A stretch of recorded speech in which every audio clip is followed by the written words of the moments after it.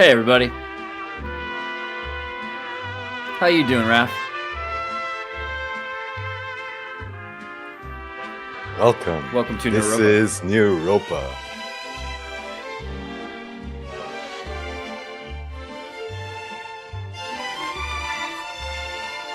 I just like this one part here. Hold on. Boom, boom, boom, boom, boom, boom.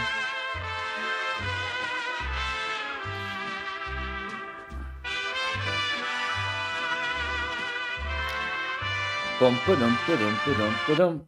Okay. Anyway, it's a pretty nice song though. Maybe because You know it's what I mean? jazz, but it doesn't it kind of make the new Arapia sound kind of American or how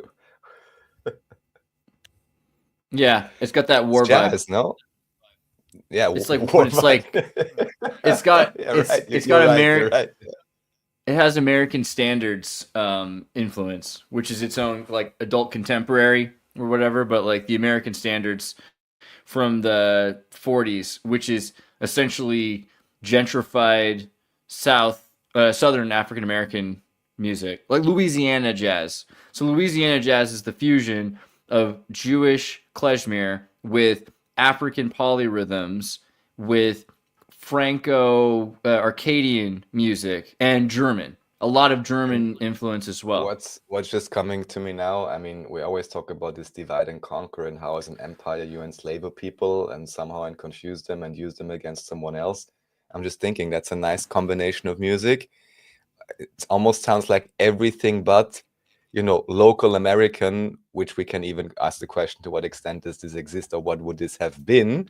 But it's like, yeah, get your blacks, your Irish, and your Germans to fight for you. Don't worry, we're gonna play your music in the army, so you're gonna swing along to your death.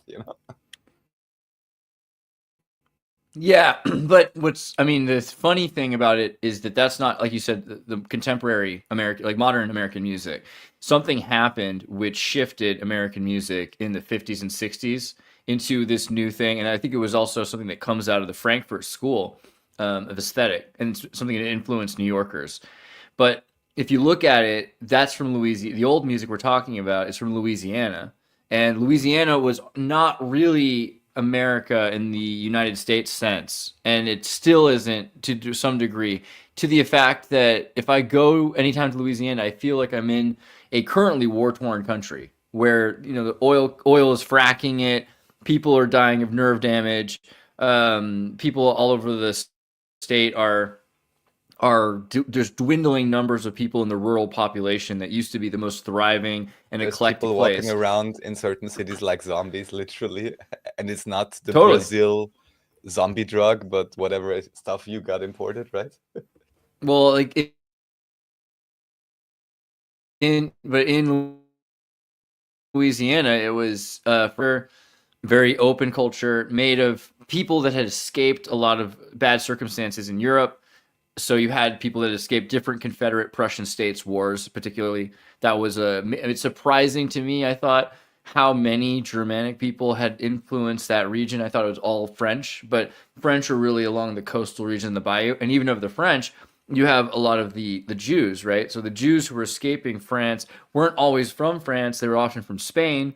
So you have Spanish and Portuguese influence there, and then you have the Lebanese because there's all this convolution about the Crusaders, and so the different alliances that happened in Syria with the French. There's a huge Lebanese population, surprisingly. They would go back 6 to 8 generations at least, and sometimes more. And so, yeah, Louisiana was such a fusion and a welcoming fusion that was a major attractor to the United States. But I think that by the 40s, 1940s, 1930s to 1930s, everyone wanted to hear it. It was fun to go to after the Prohibition and during the Prohibition to jazz clubs, right?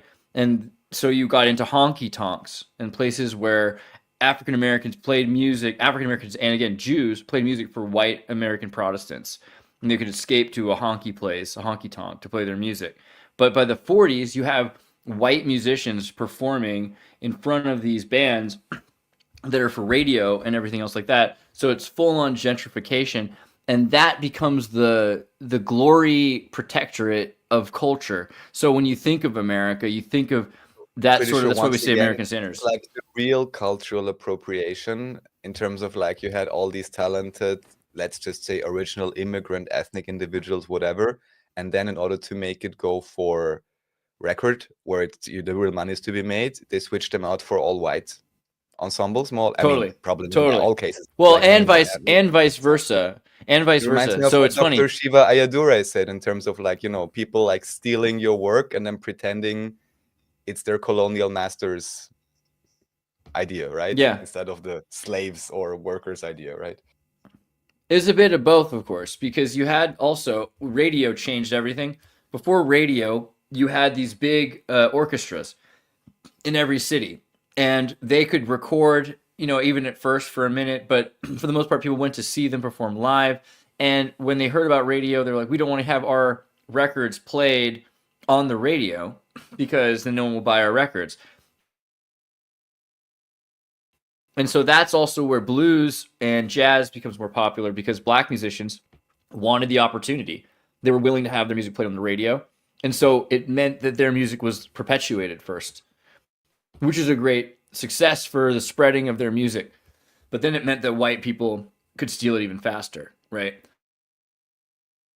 Still, though, it's a mixture of both. It's blacks and Jews together in Louisiana playing. What's crazy is you'd have 16 guys in a band, like in a car, like in a wagon. You'd have 16, like a clown car of people just pouring out because they have an entire band. Isn't just 3 or 4 people like today. It was a swing band, and they had all of their instruments. So it was such a bigger deal. Music was so much more important at that time. And yeah, I get what Mark's saying. Appropriating isn't stealing. In some cases, though, like if someone writes a song and you hear your song, like imagine it, like you have and now Elvis is playing Hound Dog, and he didn't pay that, he didn't recognize who that song came from, people didn't know, so it's kind of it depends on what you think, but it's kind of like stealing a joke or something. It's a bit of a faux pas. All right, cool. So Neuropa, we're talking about Gladio, on off. That's pretty good. Like Actually, we have to go back to the last show because that's where we kind of stopped before we started the whole Glad IO section. So I was just like, okay, let's just get it all through, everything that seems in any way related to it. Oh, we're on my screen now. Okay, that's fine.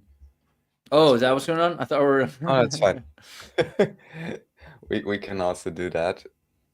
So Yeah, you should control plus, make those words all big for us there. Nice. So yeah, here you can see the list of all subjects and days.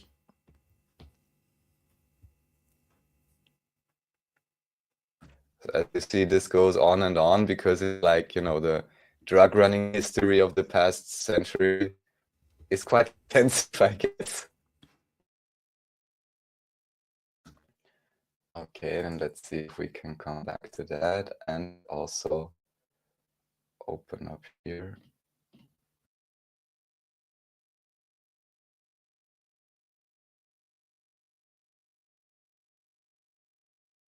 Yeah, and this is where we start. Oh, what a fun topic. Yeah, I think that'll come up again. Today we're talking with Blake about that new Apple TV show Silo, based on the Wool series, about living in a silo where like the camera is outside at the top and the nuclear generators are at the bottom, but it's sort of a metacosm that represents the being of self. Ooh, Marc Dutroux. That's going to be interesting. Yeah, what you just mentioned also sounds very cozy prison type. So here, basically why I'm showing this is the topic that's too deep to talk about in detail. And I'm just seeing, okay, our connection is on off. Chat, let us know if you're like really breaking off. Let us know. So why am I showing this? I'm not even gonna explain the whole story here, but anyone who's been interested in the whole Epstein case or whatever else, they may want to look at that. This is something that actually in Europe got reported in the late 90s, like somehow, even in mainstream. And from what I understand, at least in Belgium, there were like huge demonstrations and so on, basically a trafficking case. And all I'll say about it is that it really appears as if dozens of individuals investigating and surrounding this whole thing died in the process, of processing these allegations. And from what I understand, even the main perpetrator himself literally said, even on the stand or whatever, that, yeah, basically I'm just a, third helper, haha, yeah. So people can, construct out of this what they will, but anyone who is interested in understanding how this world works in terms of the ugly side, this is a certainly very well documented case from Europe that people simply should be aware of. So I just thought I'd point it out here, because maybe some people don't know about it, and it's pretty well documented, and at least it shows you that, whatever there is, there appears to be something that some people are hiding. Otherwise, it's quite unlikely that, not just one investigator and one witness die, but really it's like you have like whole lists of people, like almost everyone died. Yeah. So it's statistically impossible, I would say. So, what's the deal with Marc Dutroux though? He killed like 11 kids and was, diddling them too. Honestly, What's the? I don't Was he even famous have though? I don't even have the details on it yet. I don't think he was famous before this court case made him famous, Was from he what I rich at understand. least? Was he like super important in some way in society? I honestly, in his case, I don't even believe that, and it kind of reminds me of the case we have with the Austrian guy, where for some period, people were joking about Austria and said, "Haha, in Austria, everyone's locked up in their basement, haha," because we had these cases, right? Which actually, and I had brought this up before, so let me see. I'll just put it up here. Let's see it. Hopefully, it's not gonna destroy the thing. So this is the whole case, which is so popular in Austria, with this guy who, of course, looks very perfect to be an evil villain. Where is he? Can we get a nice picture of him?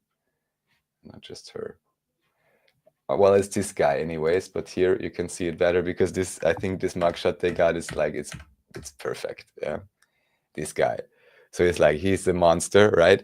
But what they don't tell you, when this happened, so this was here, it's 1 year ago, but the case itself is like, I don't know, 10, 20 years ago, when this whole thing blew up. But the thing they don't tell you, which I realized by listening to Ole Dammegard does these analyses on crisis actors, and is following different cases and different of these apparent troops, and was even able to, quote unquote, predict apparent attacks, which then I guess did not happen. I'll show you the guy.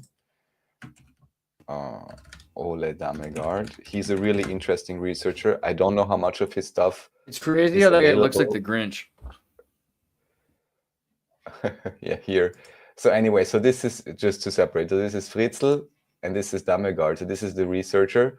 And why is this so interesting? Because in a recent interview, I think even this year only, he basically brought out that in one of the cases, maybe even in relation to Olof Palme, which was a quite famous case of an assassination of an Swedish minister, I believe he was, that apparently one of the operatives involved in that thing actually was, guess who?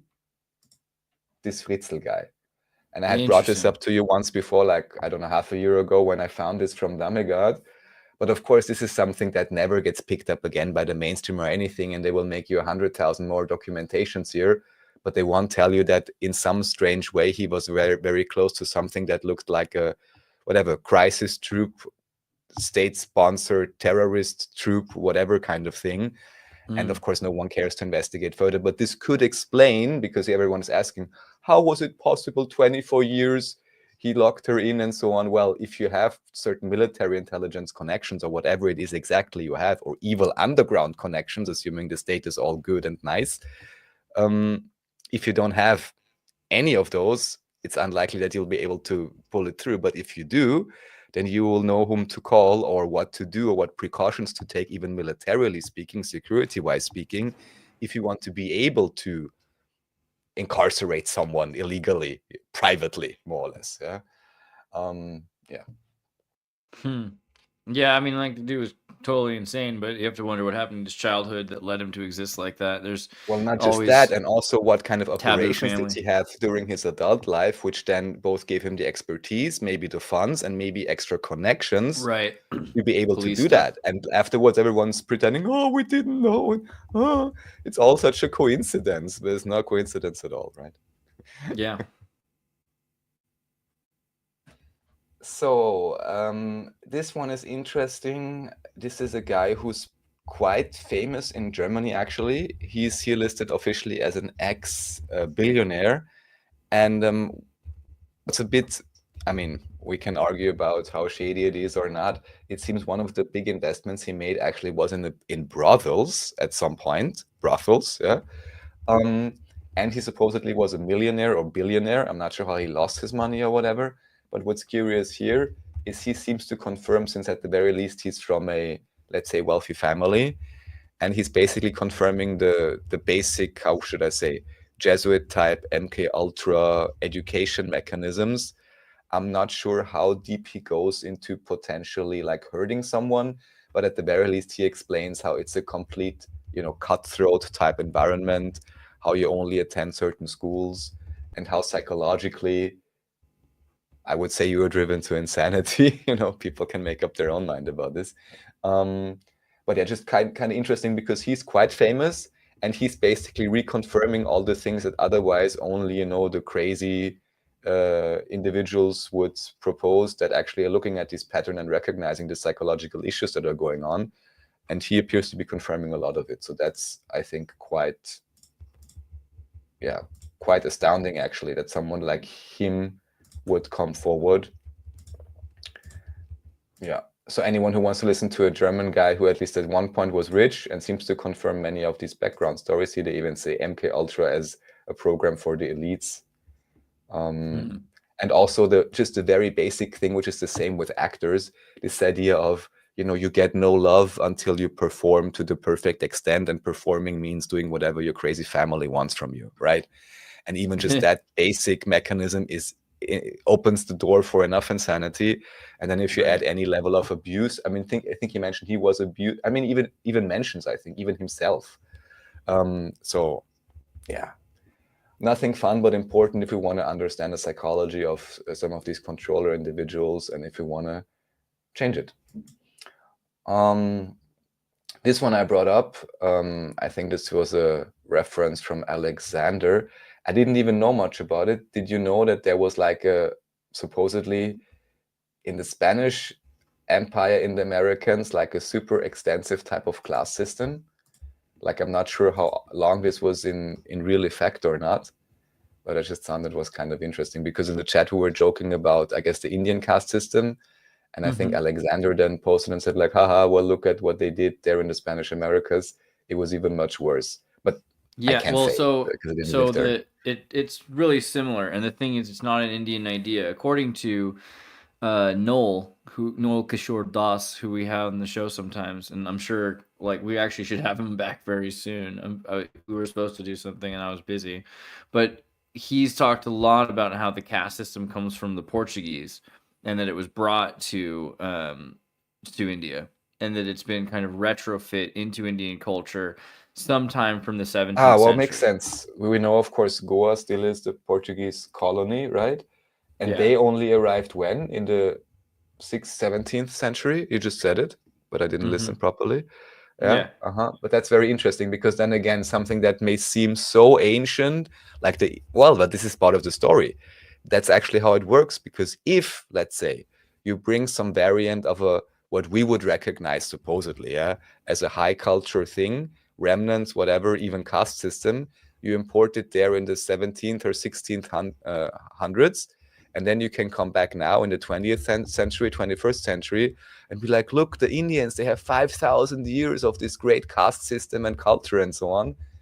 But no, they only got it 300 years ago from the colonials. Yeah, but if you remember from the video, you remembered and you dubbed for me the History Revised documentary. At the beginning there, we talk about the caste system in terms of the similarity between the two is that the indigenous people are at the very, very bottom of the caste. The native people are put to the very, very outside of power place.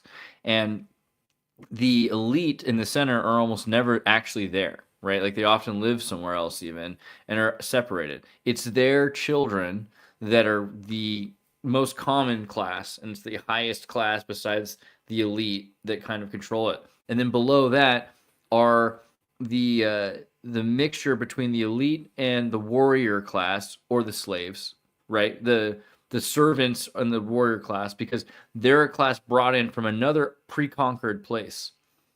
So you take the conquered people, you use them to conquer another place so that you never have to get involved with the conflict. And then that becomes the mestizo essentially class. So then you have the castizo above the mestizo, but then there's the mulatto class even, right? Which is another example of this, where they were essentially warriors turned in, or even a lot of time royals that are bred once into the new not quite slave class. Yeah. Since you're pulling it up here, I don't know if we can. I don't remember exactly. I think it's somewhere before there. Yeah, right. Maybe further. Yeah, keep going. You talk about the different cultures in China. Mm-hmm. Yeah, there I think is the pyramid might be there, right? That pyramid I think was it.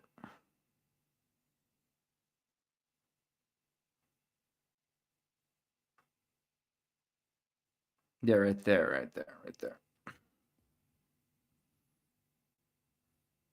Yeah, so the hierarchy.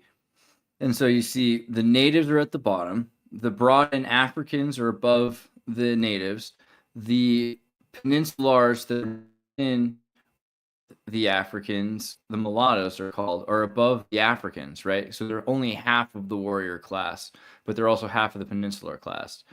And yeah, same thing here. The Indo-Aryans are at the top. They're from the north and they come down into India. And the Tamil are at some point treated as the untouchable class, which is kind of ironic because, I mean, ironic, however you want to look at it, because they're the native people that have, the at least as an equal and as essential, if not more essential to an extent, culture. So it's something that's, you suppress the natives, and you can see exactly the same thing with the Sudras, the commoners and the peasants and the servants versus the merchants and I mean, landowners. The whoever landowners says anything about the Ainu in Japan today?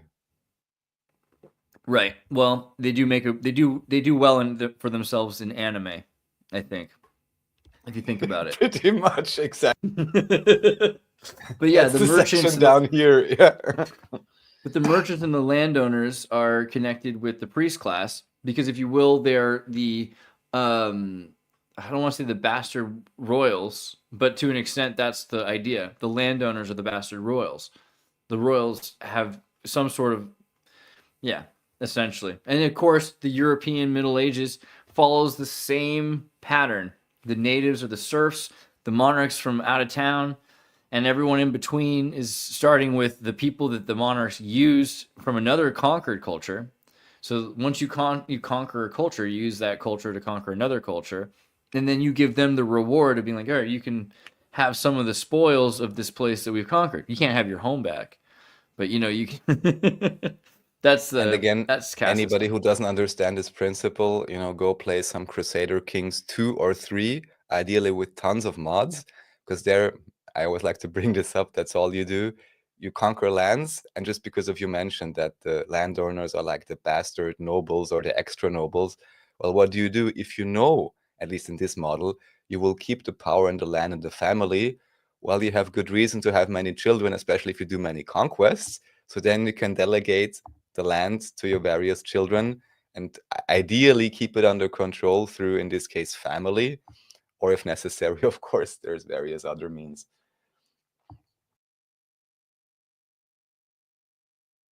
Oh, you're muted, Andreas. Sorry, I just was going to say, just to make the point that the word caste, like a caste system, doesn't come from a Sanskrit word. Casta is from a old Gaelic word, essentially. So that's another interesting point, is that we're using the word caste system to describe something because it's a far more native European concept. I mean, it's not from India. Right. So let's see just if we got all the graphs here. Yes, these you explained. Yeah, it's always the same pattern. Yeah. Everyone, check out History Revised by Andreas. And if you have German friends, you can send them to my channel if they want to listen to it in German. And they do, because the dubbing, I mean, it's so much better. I was watching Star Trek in German. So much better sometimes. Ugh.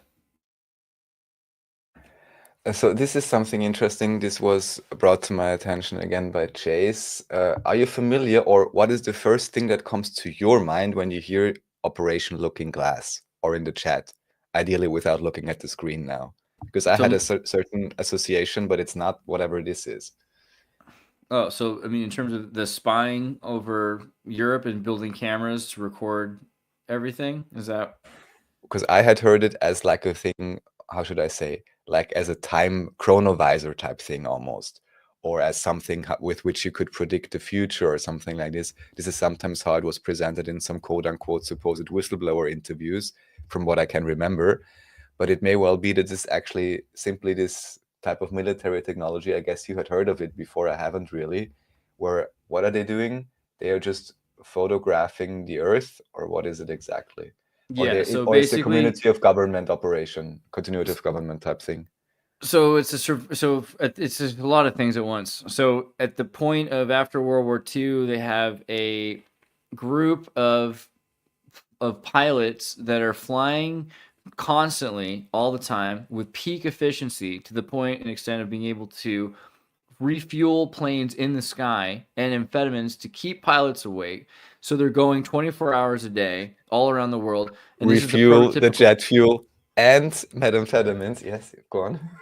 Well, yeah. What, seriously? I Of mean, course, Adderall, yes, of course. like Adderall, and they had teams of people that they were able to keep in the sky essentially 24 hours a day, and for the purpose of documenting everything, which is essentially what we do today, but automated. And it was because of certain failings of Project Looking Glass that they had to start automating everything, and also inventing video, because video at the time you could only record with film, and film required development. And so they had all of these cool things where they would drop films from the sky and something would grab it, and then they could develop that film later.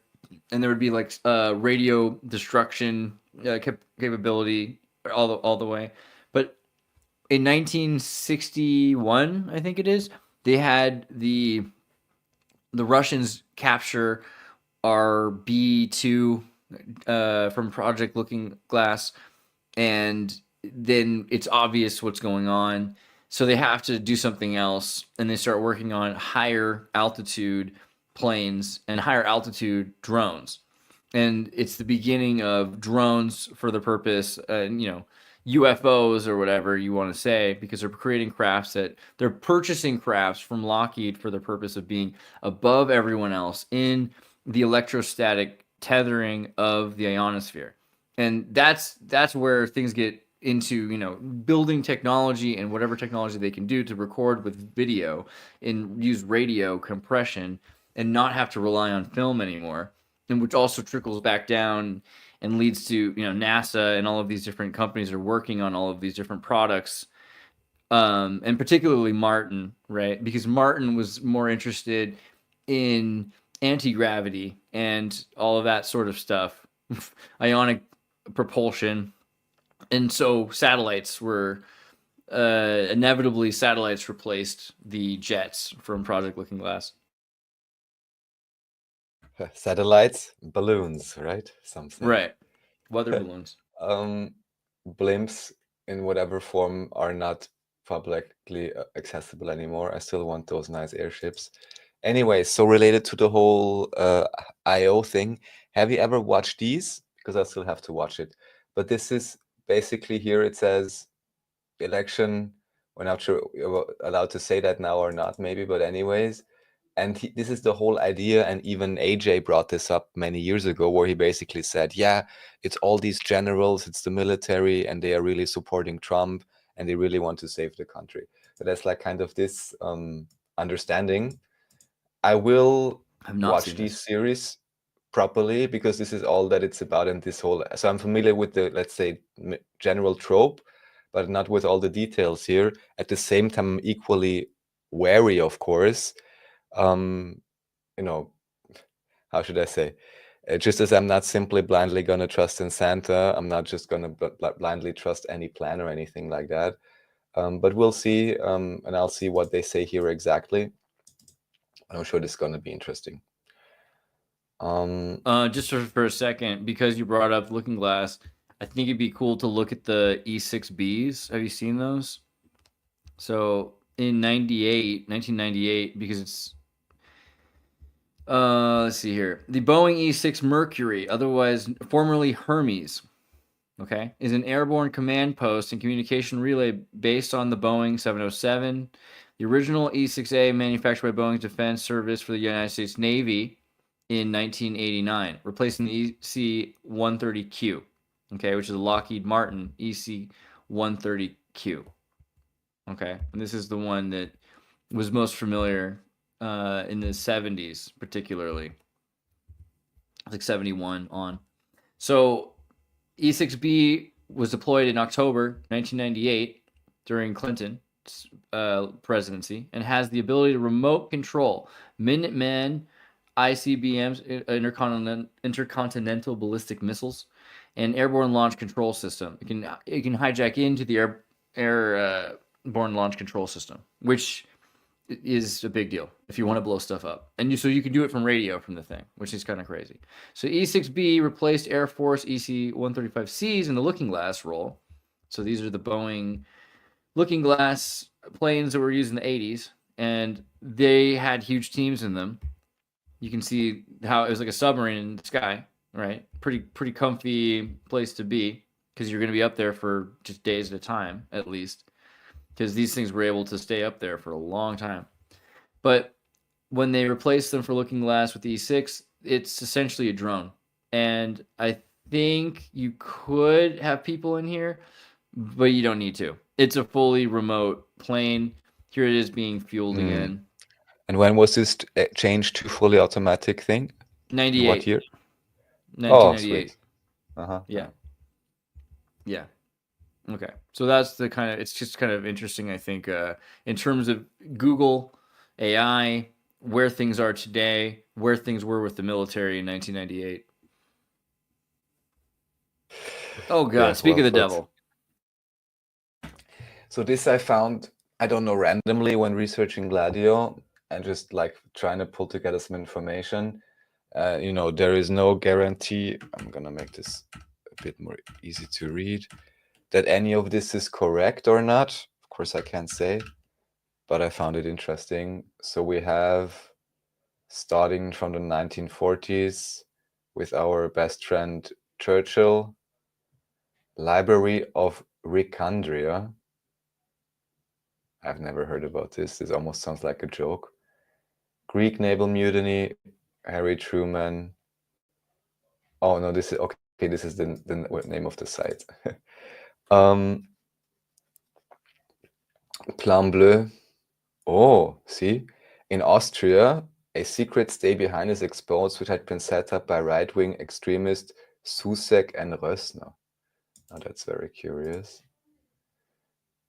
Here it even says, it simply says it on the Gladio. That's interesting. So it's even official in Austria. NATO, wow. CIA. In Sweden, the police arrest right-winger Otto Hallberg and discover a Swedish stay-behind army. And that's kind of crazy, because these may still be, I mean, now one would argue, whom do they really have allegiance to, and how can they be discovered, and which got discovered and which did not get discovered. In France, NATO founds the Allied Clandestine Committee, ACC, almost like AOC, to coordinate secret warfare and the stay-behind armies. When NATO establishes new European headquarters in Brussels, the ACC, under the codename SDRA 11, is hidden within the Belgian Military Secret Service, SGR, who has its headquarters next to NATO. That sounds great. We have Turkey, Algeria, of course. Italy. Italy is a great case because in Italy you also had the Propaganda Due, which you spoke about with Leo Zagami. Highly recommended to watch. And again, Austria. Oh my God. In 1965, in Austria, police forces discover a stay-behind arms cache in an old mine close to Windisch-Bleiberg and force the British authorities to hand over a list with the location of 30, I mean, okay, that can also be coding, but still 33 other MI6 arms caches in Austria. I mean, that better be coding. I mean, right? Right, because probably we were 330, but still. 327. Just kidding. Exactly. 332, yeah. Yeah. I don't know, we want to keep reading this just because I think it's kind of fun. I didn't cool. look through it yet. So in 1966 we have Yves Guérin Sérac, born as Yves Guyou, also known as Jean-Robert de Guernadec or Ralph. From 2nd December 1926 to 9th March 2022, was a French anti-communist.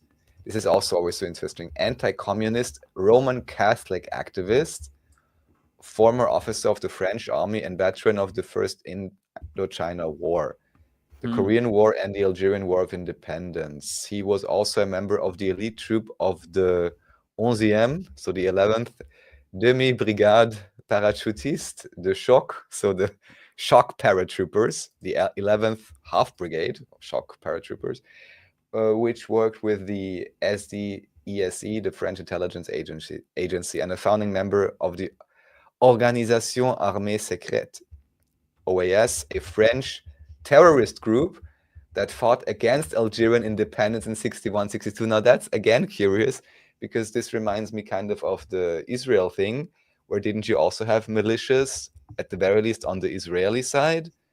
I mean, then of course, later on the so-called Palestinian side, you know, everyone gets their radicalized armies or militants. They strangely all get the weapons delivered to them so they can fight. None dare call it a setup, right?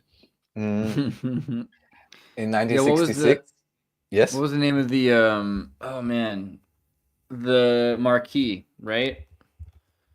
Which one? Not the Marquis de Sade?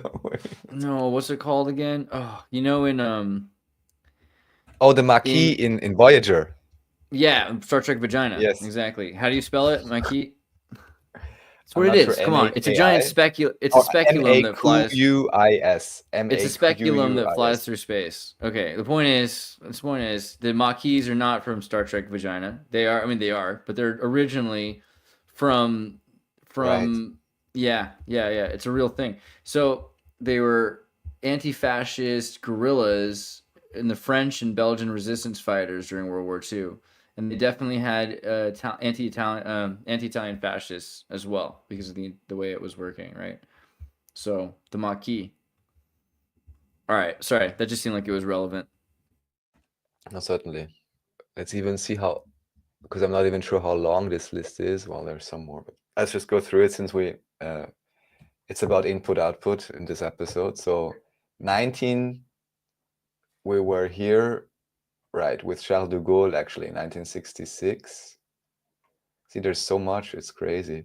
So here it says, in Portugal, the CIA sets up Agente Press, which under the direction of Captain Yves Guérin Sérac, runs a secret stay-behind army and trains its members in covert actions, including hands-on. I'm almost not even going to read what it says here. You can read it. Colonial warfare and all its branches.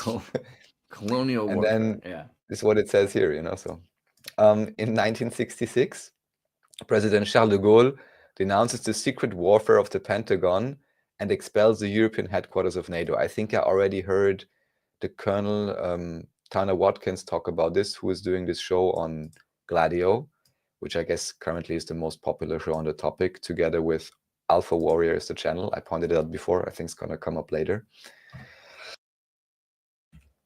Okay, so let's see. We're not going to read everything, but you guys can see in 67, we have something in Greece.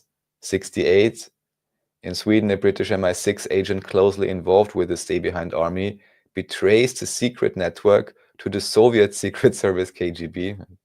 That must be great fun among controller factions. In Mozambique, we have something.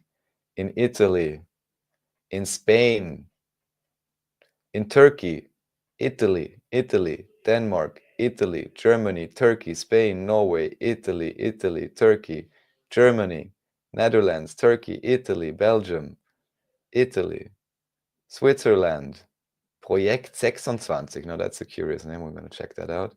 And you guys can see it just goes on and on and on and on. And see again, in 1996, in Austria, stay behind arms caches set up by the CIA are discovered. Wow. I mean, this is a joke. I didn't know Austria was so involved in this.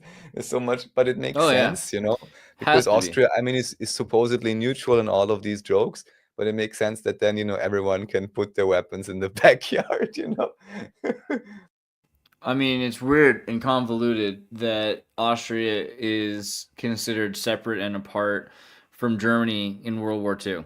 It's an interesting thing, and let's just go with it. I'm not complaining, but it's just an interesting thing. It's definitely related to the idea that there was a suppression of Austria and Hungary, and the same way, like divide and conquer, but isolate and surround. And there's some sort of a reason for sure.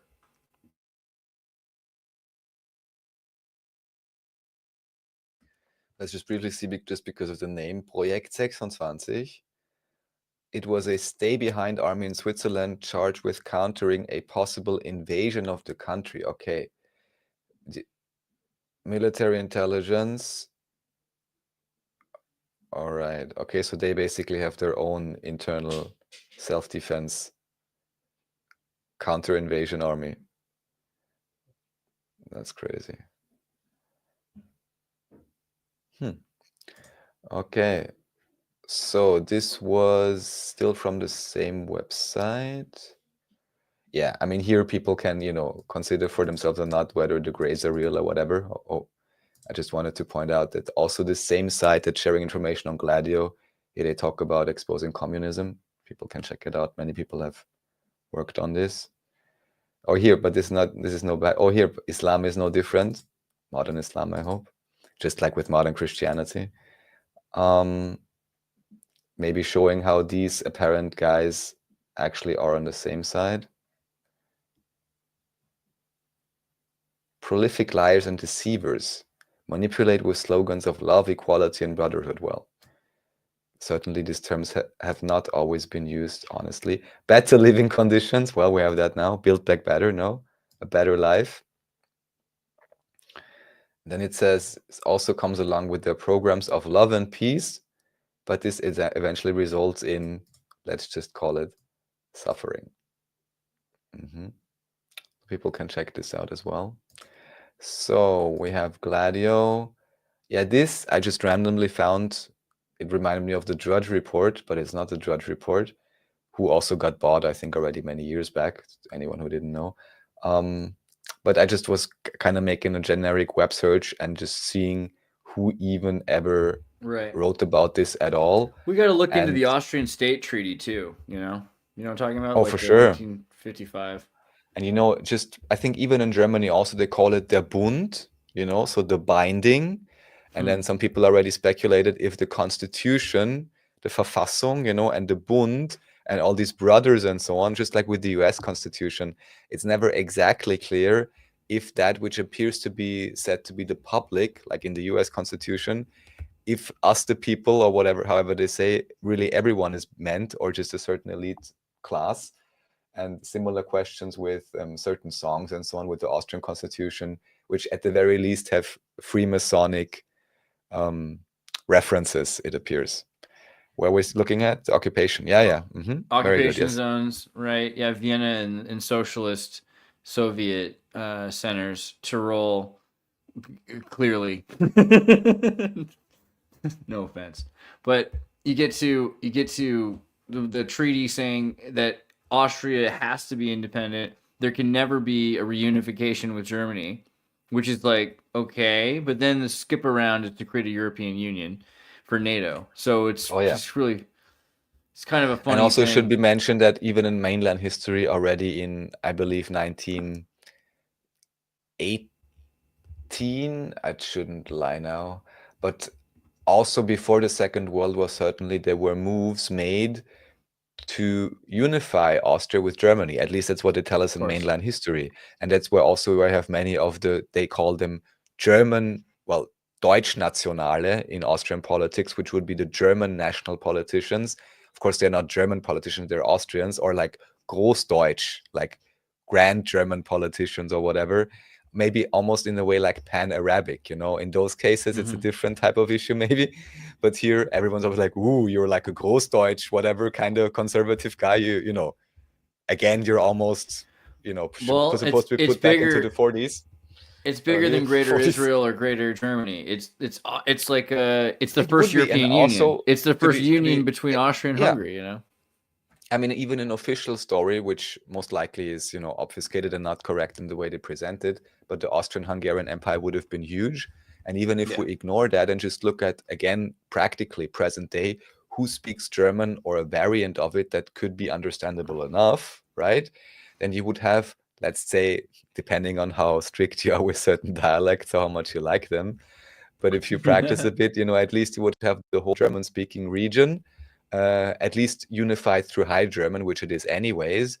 And what is the reason, why they shouldn't, I don't know, it shouldn't be a single administrative region or whatever else? The reason being, there are many reasons, You sound but like my favorite comedian. You sound like the Lisa Eckhart girl, dude. Oh, is she talking about unification? The Look South at her and the shirt. North Look what she's Koreans, wearing they're right now. allowed to moan about unification all day.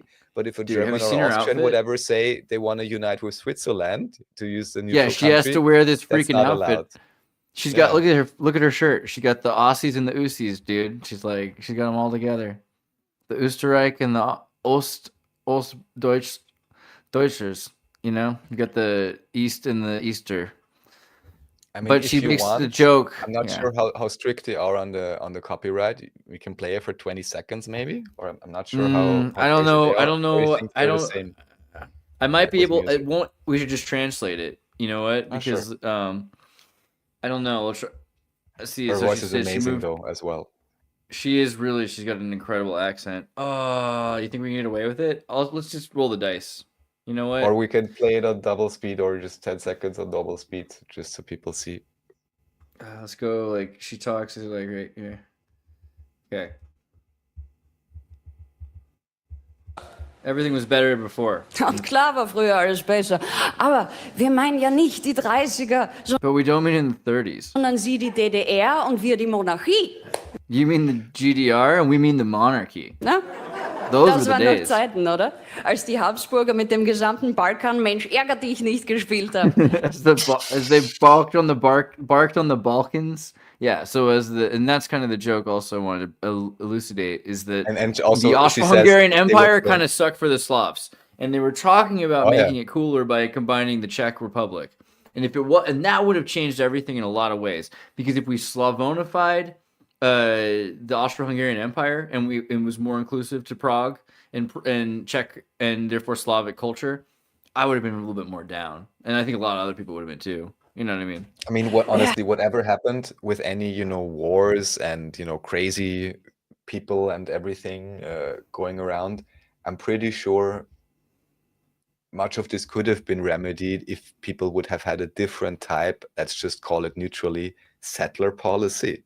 Because from what it seems, many power bases always deliberately are settling their people here and there only for political gain and rarely, actually considering who fits together or whatever else. Yeah. Although I'll have to say one thing which is very interesting here. I'm briefly mentioning it right now, just so I don't forget.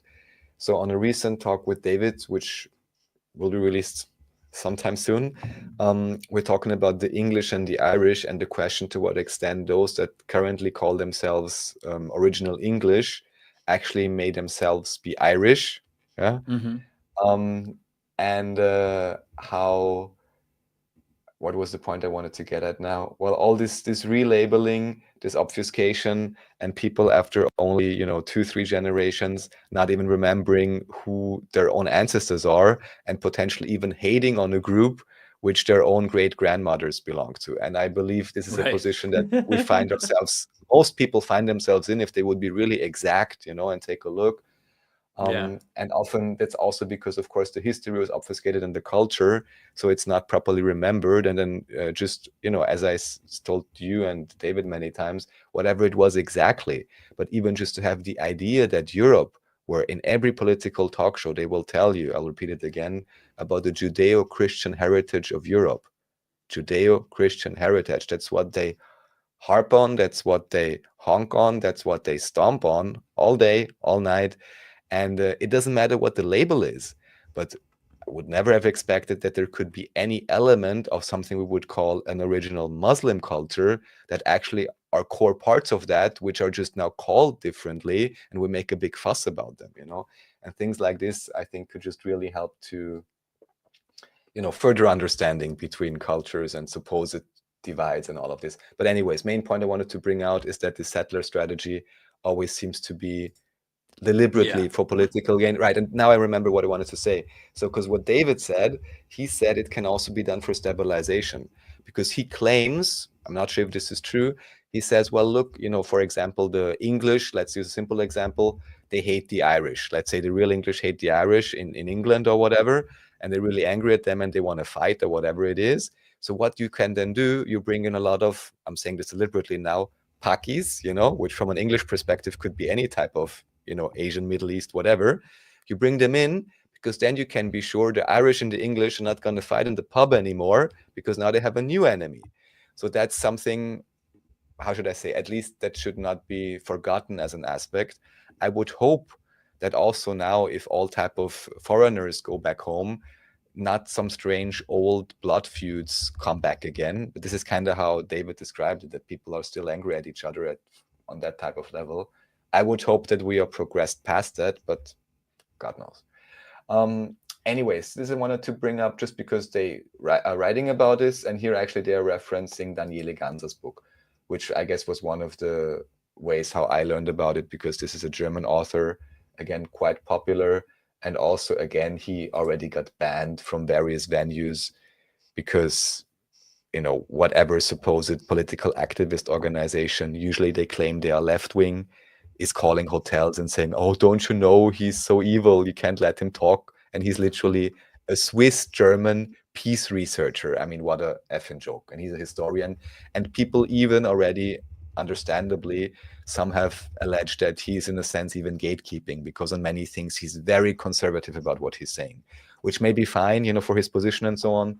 But just to let everyone know, even from what I understand, and I didn't research his stuff in detail, but there's a lot more that he's maybe not talking about, maybe also just because he already is in the limelight and already getting flack for just writing a book on this and wanting to talk about it, right? So yeah, here I just wanted to show recent headlines of this Duke report, anyone who may be interested in something, because it's rare enough to find a media site that truly appears to be independent. And then here, yeah, something very interesting. I believe I still have to watch this, but they have this very interesting AI summary. So, Silent Architects, how British intelligence engineered the Ottoman fall, because we're on the theme of stay behind armies and strange coups. Please, go ahead. No, I was thinking about, sorry. I was just thinking about the 90s and the collapse of the Soviet Union, and it's not how we call it a collapse, when really it's more of a strategic war. How often is something called a collapse when it actually is a controlled demolition? Oh, fair. And also, isn't it kind of hilarious that even today, and I have to say, I even recently watched an interview which was bearable, surprisingly. I for once watched this Patrick Bet David guy whom I've shown before, but he was interviewing, you know him for sure, Cenk Uygur, or what's his called? Cenk Uygur from the Young Turks. Oh yeah, Like yeah, this yeah, is yeah. the, Saying whatever, yeah. who was Yeah, fighting with, or saying who was fighting with Jones back in the day or whatever. yeah. Right. And I just think it's hilarious, even from the very basis of the idea that their whole network is literally called Young Turks, or even before I knew about Yeah, whatever they're talking about so messed here, up. I just knew that in any case, this is kind of a, shady type of covert, foreign assisted, whatever strange coup thing. And they're like, Yeah. oh, this is who we are. This is like our name. And We're like, proud of that's genocide. Yeah, pretty amazing. exactly. Well, I'm not, Yeah. I wouldn't go that far, but even just the idea of being like, I don't know, like Well, a the foreign Armenian asset, Holocaust is real. foreign So affairs meddling and so they killed a on. lot of Tatars and Armenians. There's a lot of Well, bad. of course A lot of they bad. did. Yeah. Right. But it's anyhow, it's Forgive and it's forget. very What do we crazy. even? I kid the young Turks. Okay. All right. No, I just think it's crazy because, I mean, well, whatever. But this is the American media landscape for you. We also have Masonic networks, Young Turk newspaper, British manipulation. Yeah, so I will probably watch this, but I just wanted to point it out because it seemed like a pretty good introduction into the whole thing for anyone who had not heard about this yet. And here again, we have this idea: pan-Turkism, pan-Islamism, sought to unite all Muslims under one empire. Yes.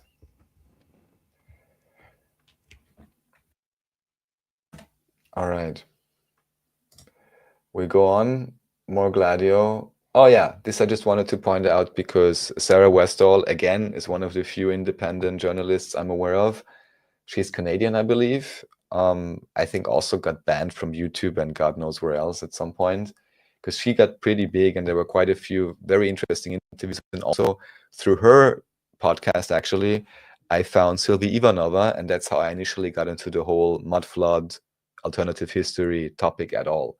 So she certainly has great. And also, I don't want to lie now because I know SGT Report definitely has a video with Stellium 7. I'm not sure if she also has a video with Stellium 7, but SGT Report has for sure. Anyway, so here she's interviewing the colonel who is, now since a few years talking about all of these operations. So I'm sure this is a great interview to listen to because Sarah usually does great interviews. So if someone doesn't want to see the 30-part series on Alpha Warrior, this is probably a great entry point. Oh yeah, or of course, you could just watch a documentary from the BBC. Who would have thought? The only thing is that it needs to be from the year 1992, and then you can still get some information, Kind of funny, no? Crazy. So Yeah, I here, mean, because it's a NATO. This is the thing. They wanted to create the European Union from the very beginning. but think about this And just briefly. They released this documentary in 1992, and still in 1997, they're still finding weapons caches in Austria.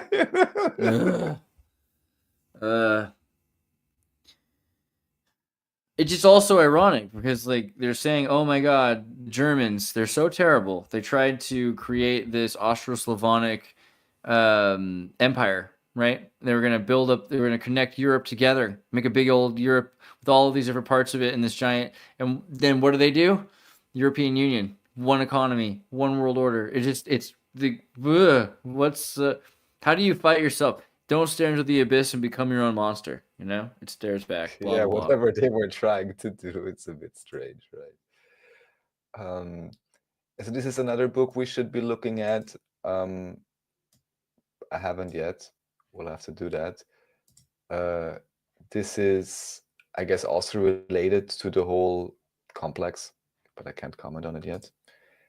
Then we have this guy. I think he was brought up by Colonel Tanner Watkins. Because I didn't jot it down now, I forgot what his point was. Yeah, I can't recount the story right now, but I think he related to something that the colonel said.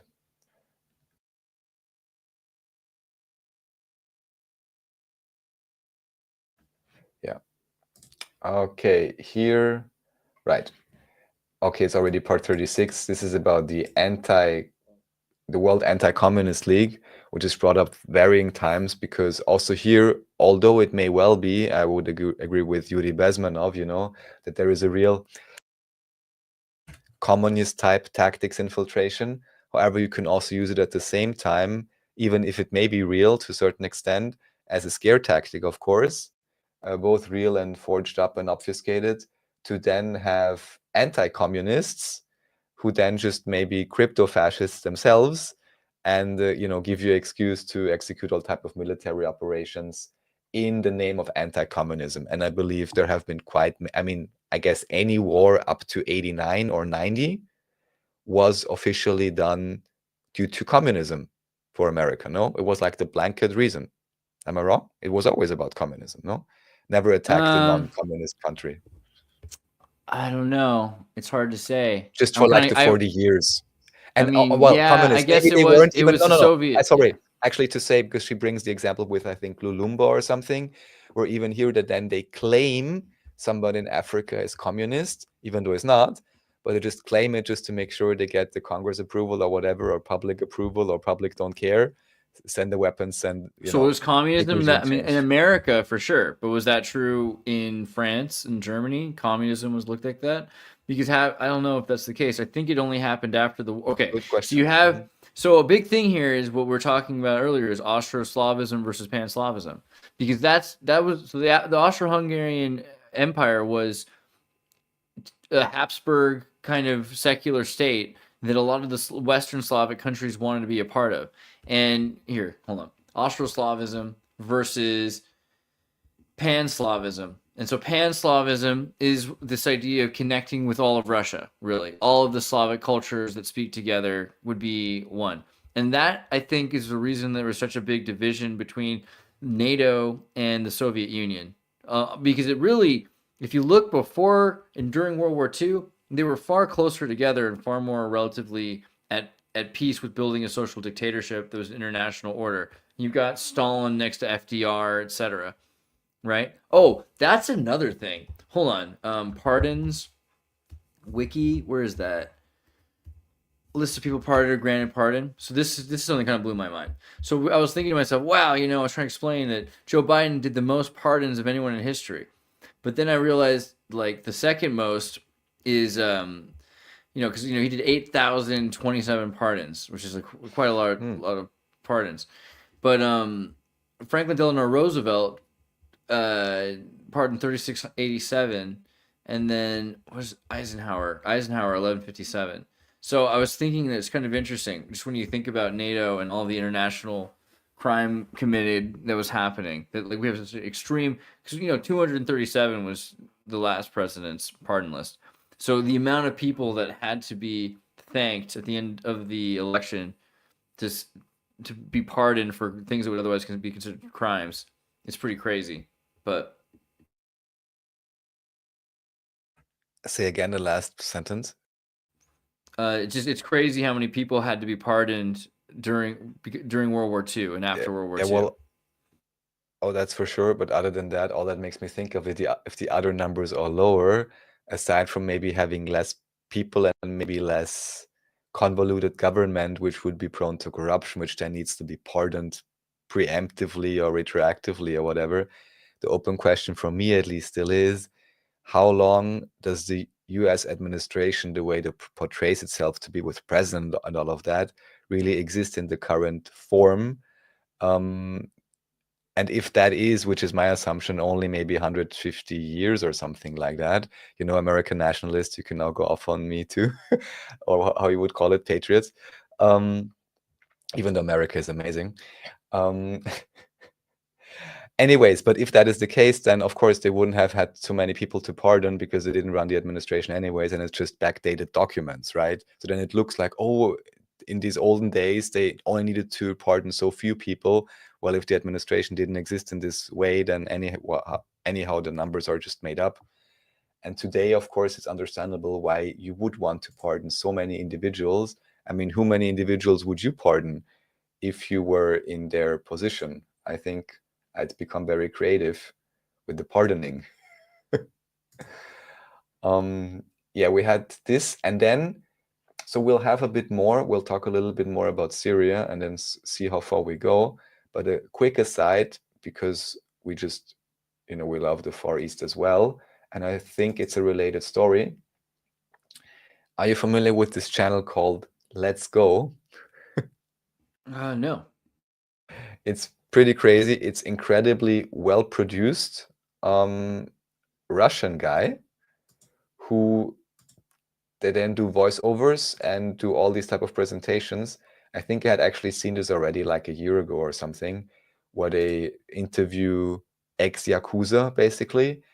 And why I'm pointing this out, this documentation along with this one, okay, this is both from the same now.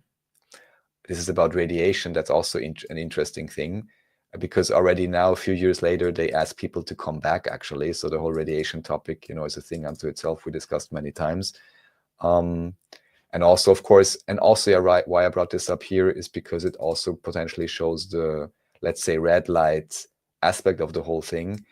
And then if we tie this together with the story of Nintendo and gambling, we may well be very close again at some kind of strange scenario where you have the confluence of supposed illegal but obviously tolerated gangs in association with drug running, in association with trafficking, with gambling, with extortion, but also with some kind of an order-making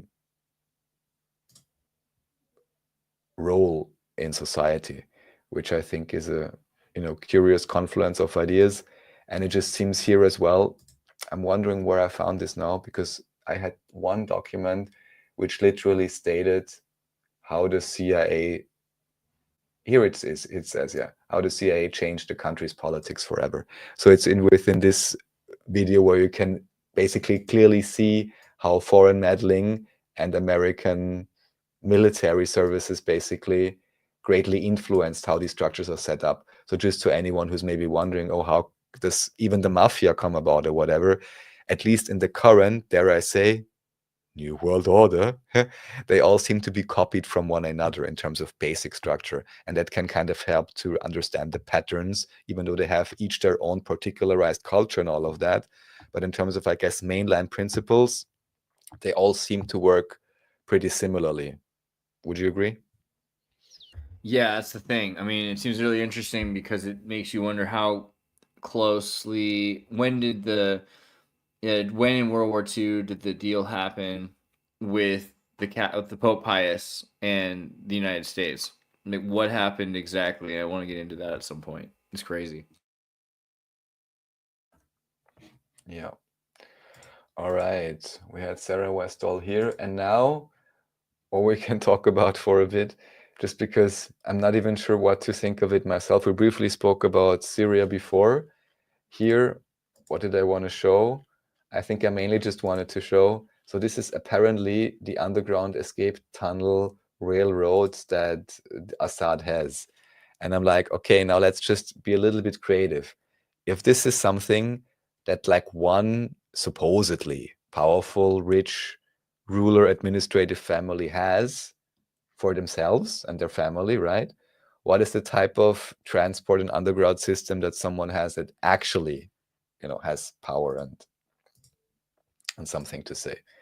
Yeah, here they just find all these things. They kind of loot the palace. Although I have to say, even just with these pictures, and God knows, how staged they are or not or whatever, there's no way for me to verify that. But at least I was like, oh, what I think is kind of cool, they're just looting the furniture, but like they're not vandalizing anything from what I could see, which I just think overall is good practice, because vandalizing this, would make no sense anyways. And I guess also probably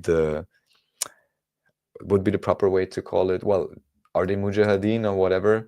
Whoever now is ruling, they probably also have a vested interest in keeping the place nice, because then they can use it as their next embassy or whatever. So I brought up a few. Okay, so this is just, we don't have to watch this.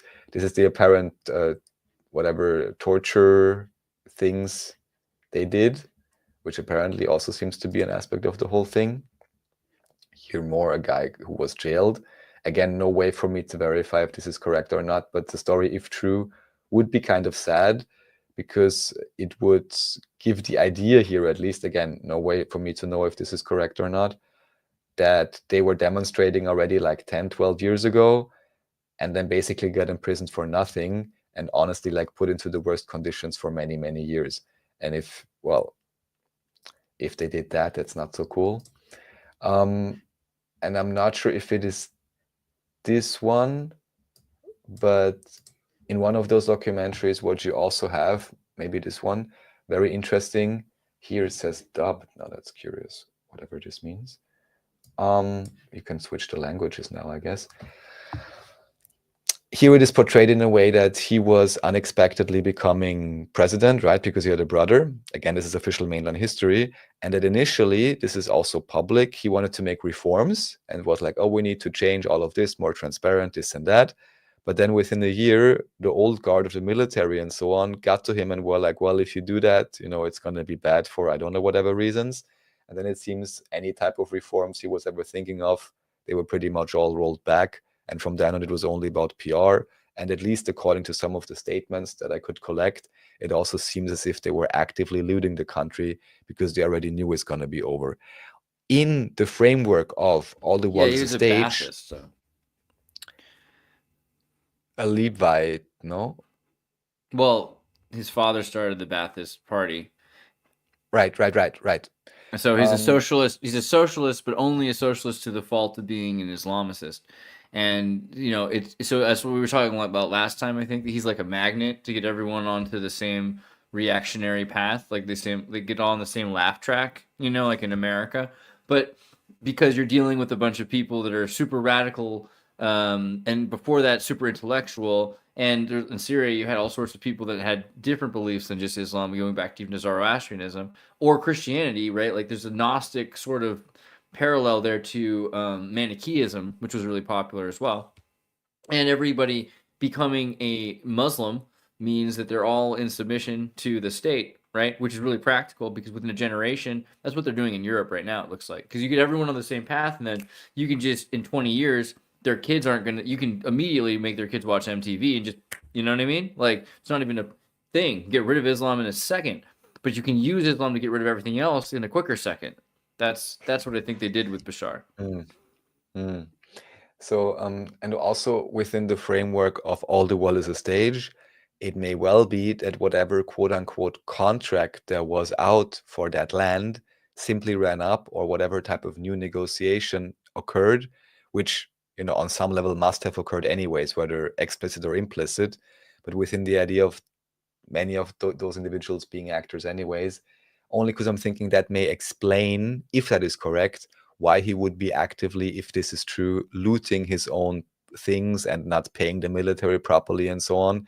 Because otherwise, if I have any type of vested interest or any possibility to inherit that power to my family, then I will rather try to keep the country together, right?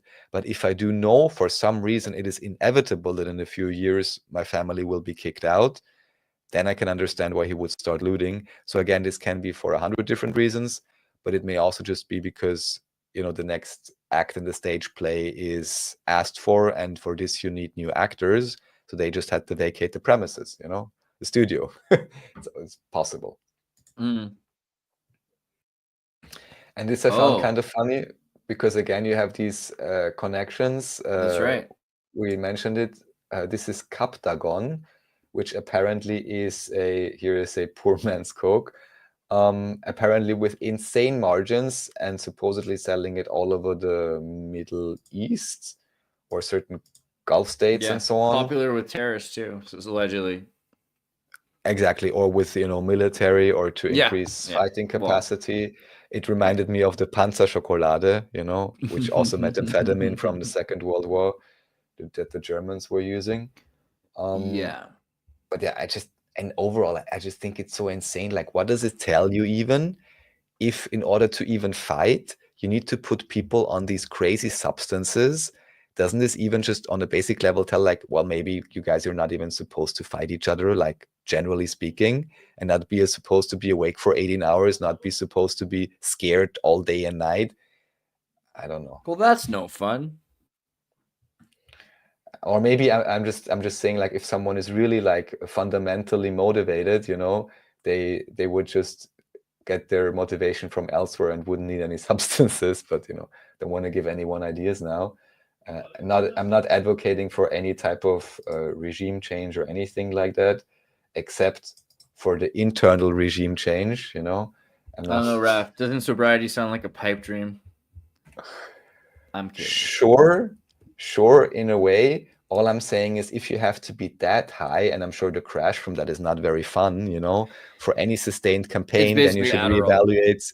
reevaluate your campaign. Well, I then the think same it's goes not that for the yeah. then the same goes for the United States project. If 20% of Adderall, you should also rethink your project if it's the same. Oh, public schools. So we don't want to be hypocritical. So, okay. All right. Okay. Let's see. I thought that was a Zelensky movie from the 90s, but no. Yeah, it kind of is. Just nice. Okay, so this is basically a nice AI movie created by some German guy because now many people are making fun of the situation, of course, and he's letting him talk in like a broken, Arab type German, and he says like, "Oh, guys, it's very nice now in the country, and we're gonna make a summer festival. So all the Syrians from Germany come back to Syria for the summer festival." So that's what he's saying. Anyways, it's just an AI like movie, because now, and why someone does this is because there's now the huge debate about whether I guess it's up to at least 1 million in Germany, but I think it's several million overall in Germany, Austria, and so on, and whether all of these Syrians should not be sent back, because of course most of them initially claimed asylum because of persecution by the Assad regime. And now they can say, oh, well, actually it's gone, so why don't you all go back? Except, of course, if you already have citizenship or something like this. And now this is, of course, a huge chump change game in politics between, those who were advocating for immigration for a long time, and then potential real pressures in the jobs market. But at the same time, you do have many of them who came and they're actually cashing in through the social security. But then the open question is, what kind of accounts are being opened and other financial shenanigans happening if we only accept an immigrant, right? Like, what does this create in the state budget? So there's quite a few aspects that are tied together here, but I think it's just kind of funny, whatever will happen exactly, but they make a big fuss of it. Then suddenly, unexpectedly, within a few weeks, it appears the country just gets turned over. Now it's safe again, everyone says, and suddenly you could send back millions of people from Europe. It's also kind of crazy, how quick these things can shift. You make up any excuse or any reasoning, and then it's like, oh, now everything is different. It's interesting. Yeah, I mean, just really quickly, Lisa Eckhart had a joke on her shit recently where she was saying, now she has, Ukrainians living in the house, and then she has the Syrians on the couch, and there's, I was trying to remember what it was, because she's got all of them. She's got all the ones that you guys have been taken in, and the people from, was it from Somalia or some African country, right? Did you guys have more? So it's just she's got basically this whole house filled with different immigrants and refugees, and she's like, yeah, but she makes it work. She just has to sleep on the floor though, because there's no more room. Yes. So this is from a great researcher and, as it appears, exiled renegade noble Sean Ross, who's talking about the horizontal and vertical power structures. His main documentary is highly recommended to check out. And here, I don't think I saw this one yet, but I'm always bookmarking his stuff as soon as there's something new. Oh yeah, all right, no, I watched it. And also, how should I say, he's also not exactly believing the official story of this event shown right here, which I find interesting because I also don't believe it. But what I also learned through this, I think, aside from the fact that, of course, he got the best photos, I mean, I already knew that, but what I didn't catch that well is that apparently, did you know, and I'll just leave it like that, Trump literally has no blood on his hands. Let's just say that's a great. That's a good line. So here we have one more Gladio with this is with Warhamster. This one I think I didn't watch yet, but probably also good intro. Here we have Spy Culture. I somehow pulled this up, right, because it was only speculated here. So this relates to the new video, latest by next year, to be released with David about the Irish and the English and these kind of stories. And then I was kind of thinking of this and seeing if there's any like online information. Of course, we know about the IRA, the Irish Resistance Army, and all of that. And here at least we have this guy who says the war on terror in Ireland lasted 30 years and killed thousands. In many ways, it was the operational prototype for the modern war on terror, which is not unimportant. And he writes, this is spyculture.com, can be considered part of Operation Gladio. So yeah, just because I'm researching that currently, and then David talked to me so much about what happened with Ireland already, I think many years ago, but then again with the IRA, this was only, the reignition of this whole conflict. And I was like, this kind of reminds me of Gladio. I wonder if it's related. And guess what it is? And also it reminded me of actually two series, maybe just because these are some of the series I know, but still. The one is called Carnival Row. Did you ever watch Carnival Row? I forget. I feel like I did. Maybe. No. Just briefly showing it. I did not, but it looked cool. So it's just about these fairies and pucks and some horned beings and this and that, but also it's a lot. Is it Orlando Bloom? All right, nice. Yeah, I mean, we can discuss how woke it is or not or whatever. I can't say exactly, but yeah, you have airships. Right. I mean, that's already great. And also it's a lot about this idea of like colonizing a certain country, and there is a war there, and then you have the refugees from that country coming to your country. And it somehow reminded me also because they deliberately use, I guess, English and Irish type lore or language. So it was kind of like, oh, this in some extent could maybe even be a play on the conflicts that Britain had with Ireland. And then the other idea I had, and this was only because David and I always said, well, do you know how the English, they call the Irish, they called them cats and dogs and this and that. And also because Ireland obviously is an island, again, I had to think of Attack on Titan, Yeah. And I'm sorry, I always have to think about it because there's so many topics that are relating here. And it's pretty gruesome, especially the first season. There's full episodes about this on YouTube. What's going on here? That's interesting. Well, now you can watch it on YouTube, guys. And especially the first season is particularly insane. But here I'm bringing it up because it also plays on an island. And there's also this whole idea basically about heavy racism. This is a recurrent theme in this series, which is an anime series, Attack on Titan, and also in Carnival Row, this fantasy series, where they really deal with this racism topic, for lack of a better term, and this in-group, out-group, you're hating someone, you don't even know who you're hating or why, you don't even understand what's going on. And in this one in particular, they don't even know where they are. Yeah. And again, I would say this very much relates to our situation as well. Yeah. If you have strong psychic fortitude, you guys can watch Attack on Titan. Good show. And then here, again, with the whole Syria thing and related, have you heard about this idea?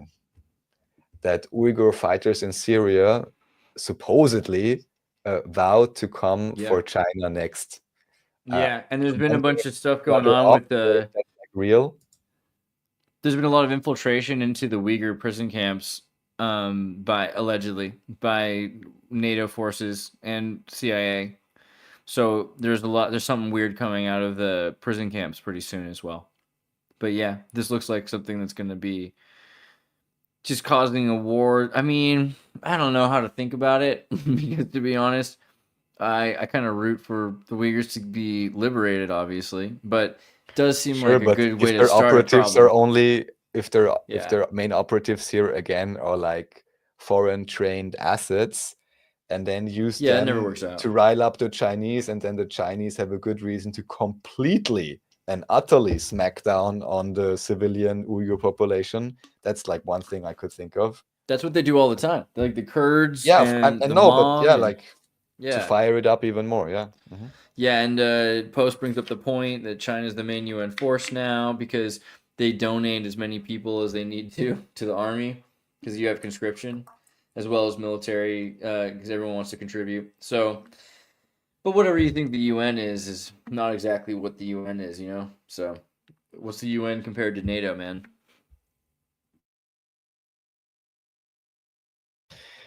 Yeah, I was about to say like a wet washcloth or something. It's kind of a new Soviet Union in a sense.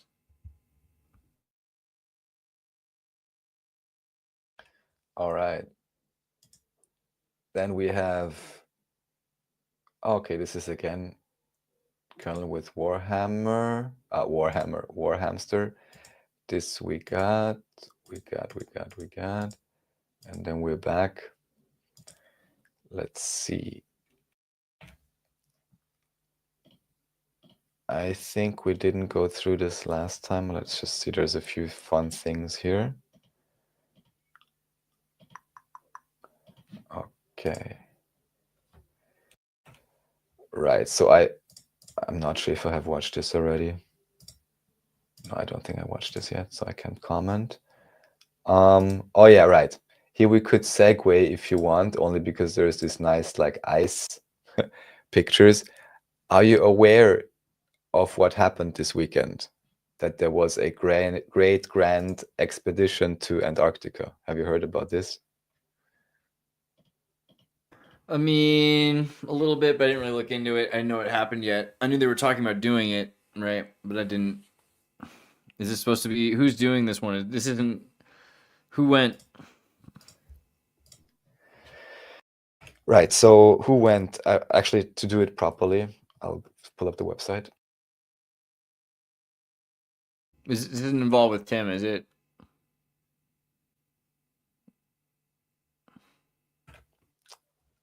No. Okay, good. Also because Alex Stein in the end did not go, from what I understand. So here we have it. And this, you have to, guys, imagine this has been coming for a whole year now. So on the so-called, for the purposes of this, they call it experiment. I would call it observation. They have two teams. I didn't even see all of the guys on the right-hand side. Oh my God, Professor Dave went? But I don't know if they like really went, honestly, because they're listed here, but from the videos I saw, I only believe I saw him, and not all of them went. I think it was more like who is betting on it or something like this. Oh, okay. So who actually went is Jaron Campanella, Austin Whitsitt went. I believe on the videos that I saw Dave McKeegan, he went. He didn't go, and yeah, McToon went. And whether Wolfie went, I'm not sure. And I think these other guys also did not actually like go there. They were only like part of the discussions beforehand. And the whole idea was the main guy doing it, who is the pastor, I want to say self-appointed. He officially inherited his church recently from a pastor, however this works. But anyways, he always initially wanted to make people to get to commit and say like, oh, depending on what this supposed experiment actual observation shows, the whole question was whether or not there's a 24-hour sun in Antarctica, right? And he wanted to get people basically to tell them, oh, you don't believe in the globe or whatever else? Well, if we're going to show a 24-hour sun, it's going to falsify one particular model of the A.E. Gleason's map. And this means then the Earth must be a globe. And this also means if you claim anything else on your channel, basically you should delete your channel. Stuff like that, which I think is retarded. I'll say it how it is, because if anything should be done, then if I understand I've been wrong about anything, I should be talking about it more. to help people understand and myself understand it better. Yeah. So whole very strange setup. We can actually expect some kind of a Netflix documentary soon, I would say. And just on a very basic level, because the whole point of this supposed experiment was to observe a 24-hour sun, to the best of my knowledge, they did not produce anything that in any way, shape, or form would resemble anything close to a 24-hour continuous stream to actually show, from my understanding, what they wanted to show. So all that you have now, which as heated up as the environment is, I would say, heated up, global warming, is not sufficient. You have, 4 people, 5 people, 10 people or whatever that went there and now come back and can claim whatever they saw or didn't see.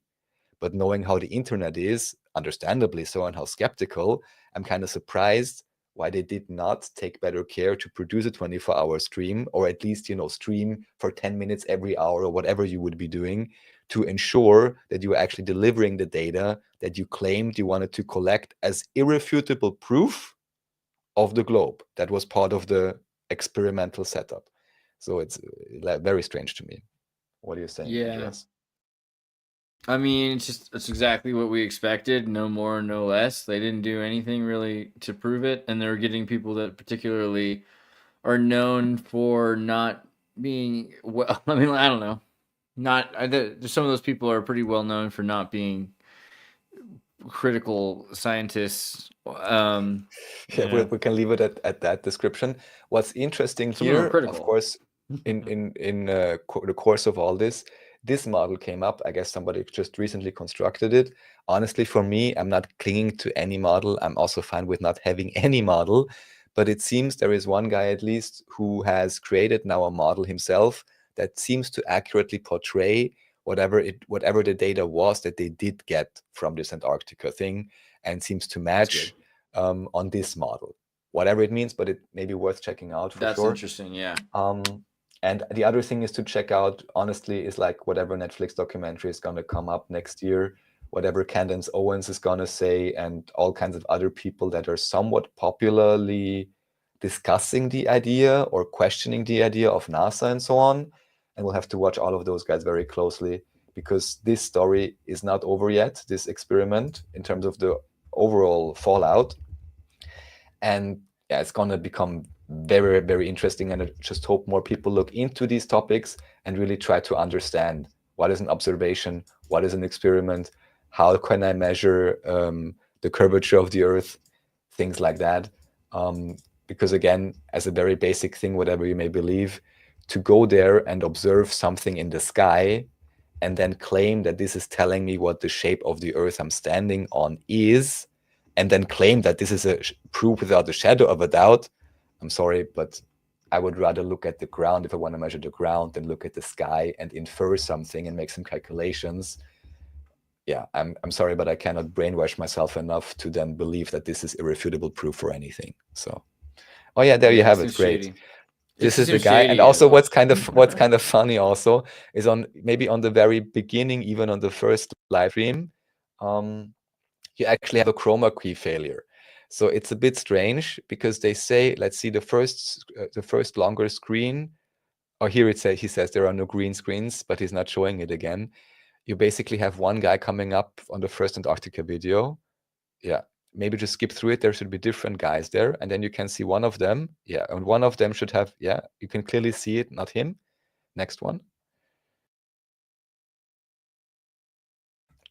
I'll just go further. You can clearly see it on his jacket. Okay, no, not him. There should be something green. Okay, not here. Yes, here you can see it. So now, of course, the idea is that this was a setup on the video camera, or like an inlay in OBS or whatever else. The question does remain open. You're muted, Andreas, just if you want to talk. Why you would still have these things running if you're in Antarctica, where you know you're not going to run any layers or anything like that? Why would that be active? Yeah. And even just overall, of course, because so many people will be looking at this and will be just looking for anything they can, disassemble or claim it's in the studio or whatever. It's not a good look. I could imagine it may well be a completely benign failure or whatever, but it is strange. And also what I heard, there was at least one stream, and maybe someone who has Starlink here can confirm this if they were online a lot during the weekend, or they can check their logs. Actually, I was thinking of checking this myself. Starlink update maintenance log. Let's see if something like this exists. Because, you know, some other sites, they have like these status pages, right, where you can clearly see if there's an up or a down time. But from what I understand, at one particular time during the weekend, it was supposedly 2:30, I believe, in Antarctica time. If I understand this correctly, McToon and maybe someone else was streaming, or Jaren or someone. Then the stream failed officially because Starlink ran an update. I would like to verify if that happened to everyone. But then the strange thing is, I didn't verify this myself, that's only what I heard, that some of the streams that had started streaming not only got interrupted, which is exactly what would happen if we're both here in the studio gonna get kicked out or something, or if we stream with OBS or whatever else and it fails, the stream should just continue as a black screen usually. But these streams, I think they stopped and also kind of got deleted or something like this. It at least seemed as if there is something extra technical, which is an irregularity at the very least. Anyways, many strange things, and most likely we're gonna see the birth of a huge media psyop coming out of this, and this will be very interesting to see whatever they're gonna claim and say afterwards. What's already also fun is that some of the people that are discussing and debating about this on the, let's say, more open-minded side that are questioning NASA have already said, oh, it's great, because all those people, you know, crusading, let's say, for NASA all day on YouTube, they can now rest easily, because supposedly, through whatever observation they did, they now have the definite proof that their model of NASA, let's say, is supposedly 100% correct. I mean, if that's enough evidence for them, I'll be happy. So it means there should be no more Earth-shaped debates ever. Yeah. Of course, it's not going to happen, but, you know, if the experiment would have really done what it supposedly set out to do as irrefutable proof, well, here we are. Crazy. Okay, that was a long segue. And yeah, Starlink. Okay, well, here at least it says reboots in the early morning around 1 to 4. So the question if that is local time or that is Antarctic time. I don't know. I'm not going to look that one up right now. It's funny because it's also like right now Elon Musk was like playing some new video game over Starlink, and they're showing like all the tests that they can do for Starlink. And so yeah, this is the X is moving to the center stage of the world power struggle, and Antarctica is the, you know, that's the spot. What are these pictures? Staging ground. So this is an interesting video by Lucius Aurelian, Evidence of Lands Beyond. So he's going, it's quite also interesting refresher. He's going through the common tropes of like this Hopkinsville goblin, whom I actually heard, I'll just put it like this, people can believe it or not. But I heard someone that apparently these kind of goblins, amongst maybe other places, also seem to exist on Epstein's New Mexico ranch. I'll just leave it like that. But they have been reported in different places, and you have different types of, you know, this Wendigo, which I'll just say Lore Lodge has as their logo, no? And looking at architecture and asking the question, yeah, how far can the land be, or how far out could it be?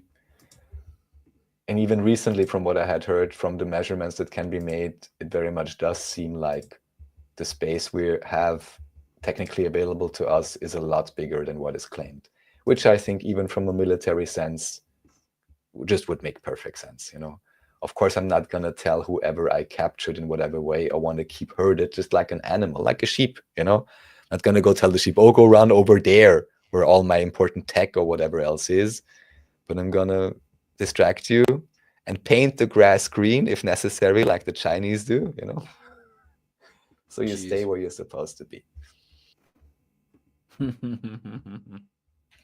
Then just related, anyone who's deep into the Earth-shaped discussion topics and wants to listen to some people talking about this in German. So this is just for those who really are deep into this, but I can very much recommend this.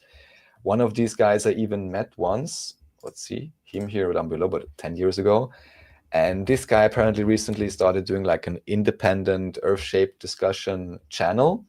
And what they do here, which is kind of interesting, is they are commenting on a video or discussion made between him, by the name of Xerox, I wasn't really aware of him, and him I know better. He's like one of the OGs in alternative media in Germany.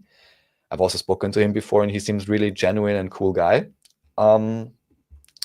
However, it seems that in this topic, for whatever reason, there is I don't know, there is cognitive dissonance or whatever there is, that they don't really seem to be able to get on the same page, although they both eventually do agree that some of the NASA images may not be perfectly accurate, so they have some common ground. But this can be a very interesting case study in terms of, again, understanding the different psychology and so on. But what I will just show here, and I'm honestly not showing this to, I'm showing it in the most positive way because I think it's cool. Not sure if I showed this to you before.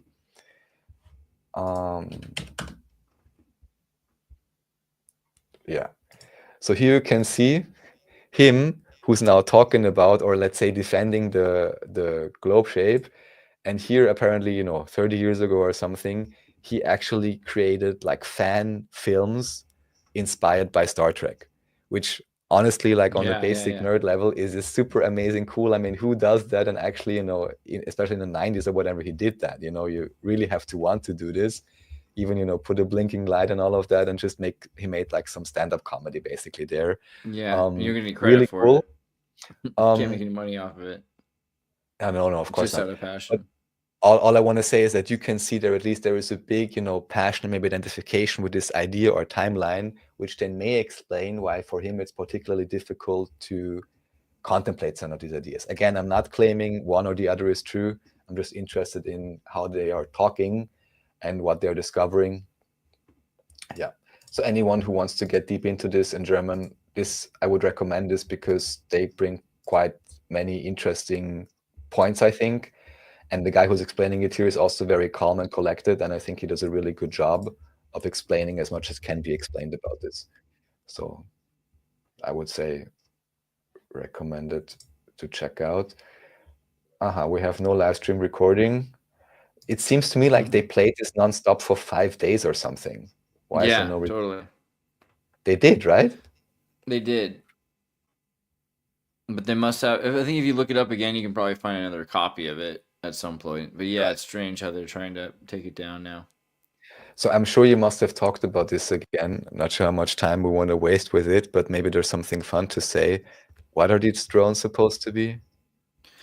So Alex Jones had a recent theory that they're targeting dirty bombs. So they're like the best tech that we have from the biggest companies like Lockheed Martin and Boeing and Raytheon partnerships to make super tech autonomous scanning sweepers to look for dirty bombs. So that is to say, like nuclear radiating bombs that could just cause damage without explosions. I mean, they can also cause explosions, but even just generally radiation to the point of harming an area or causing some sort of a problem, right? Usually they're like neptunium 237 or even uranium 238, which would be. And before we get to the question as to why this type of hazardous material or explosive or whatever should be laying around in the US, this is one example I want to bring up because I watched some of this drone footage, of course.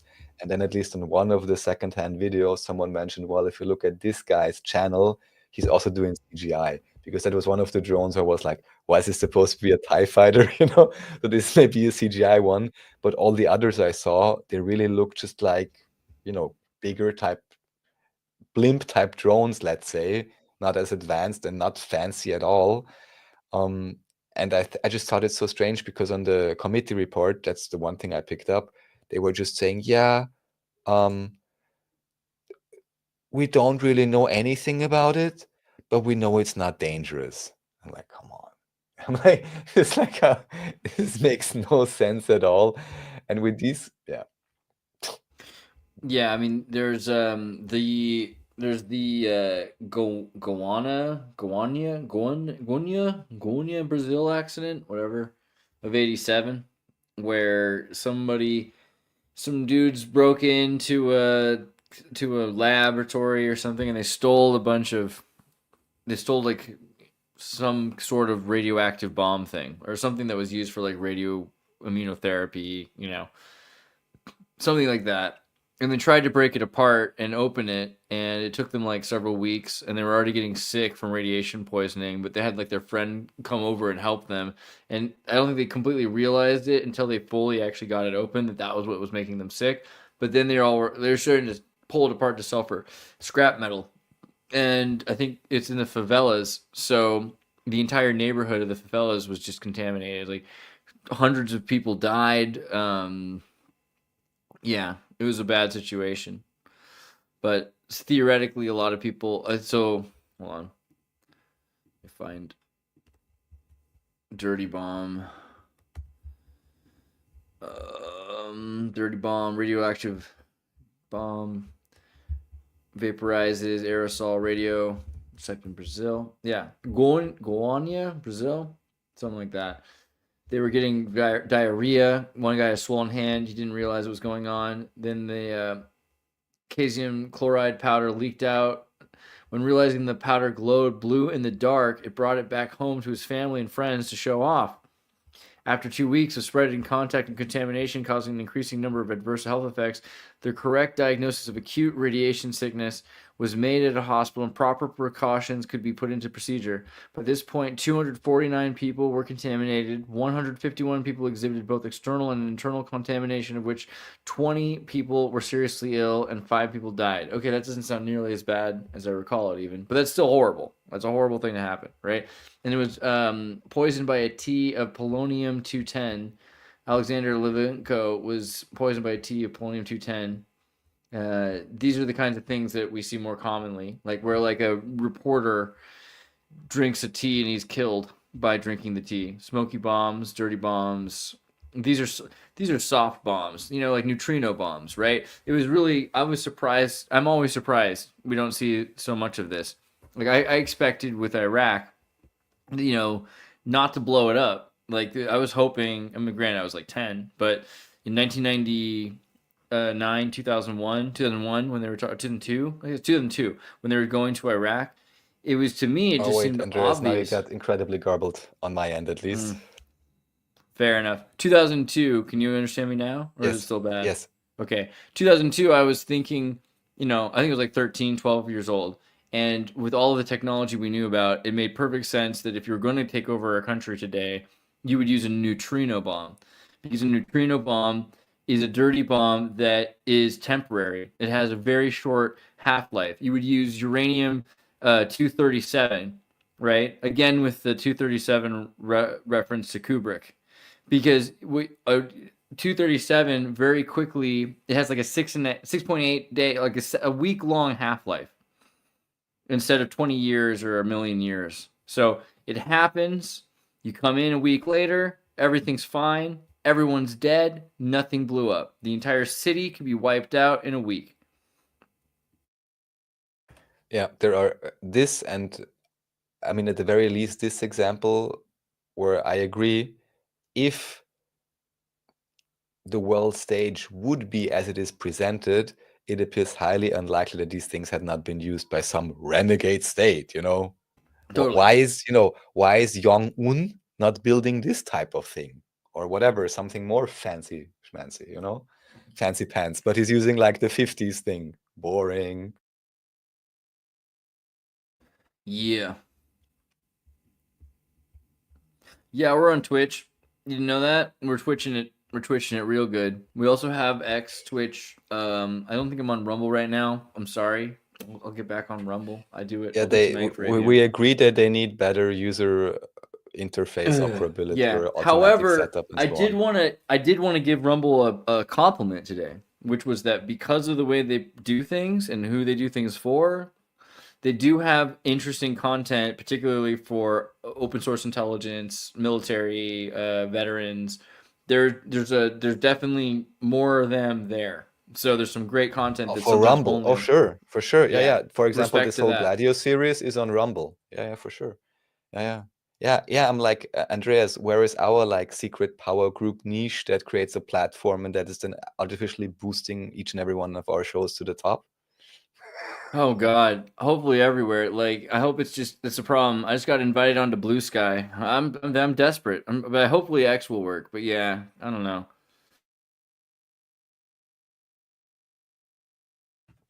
That's great. So we got this model. We're almost through. We had Odyssey was this. super down. I need to check in with them and see where things are Oh, at because I know things totally. have So the thing is, changed a lot. Odyssey, leave it up there for a second. So the cool thing is, we're gonna show Odyssey. I really Is love cool. Odyssey. It's still my favorite platform, but I don't know because they had to separate it from library, right? So I'm not sure exactly who's in charge of it. But it's still a great company. It looks like they look like they're doing Yes, but incredible it stuff. may honestly, it may have been that the split in this case, from the little bit I understand, may actually have been for the betterment of the organization and to actually keep it Yeah, more secure, because you don't want to put everything on your own authority if especially you get into issues with the SEC and so on, which to me honestly kind of yeah. tells Odyssey me is great. in this case, no, they're doing the right thing. Maybe their initial model didn't pan out exactly. They're reorganizing right now, from what I understand. But also, what I want to tell everyone: there is no ads on Odyssey at all. They have like some different model now. I saw this a few weeks ago. They made this Really? update. Yeah. Also, there may be synchronization issues for people who have YouTube and sync their channels, but so far everything synced fine. So I hope that will stay. They just kind of said they're not sure if they can maintain it because probably YouTube is playing around a lot, right? But yeah, certainly a platform worth checking out. And anyone who has a YouTube channel, at the very least, sync your channel.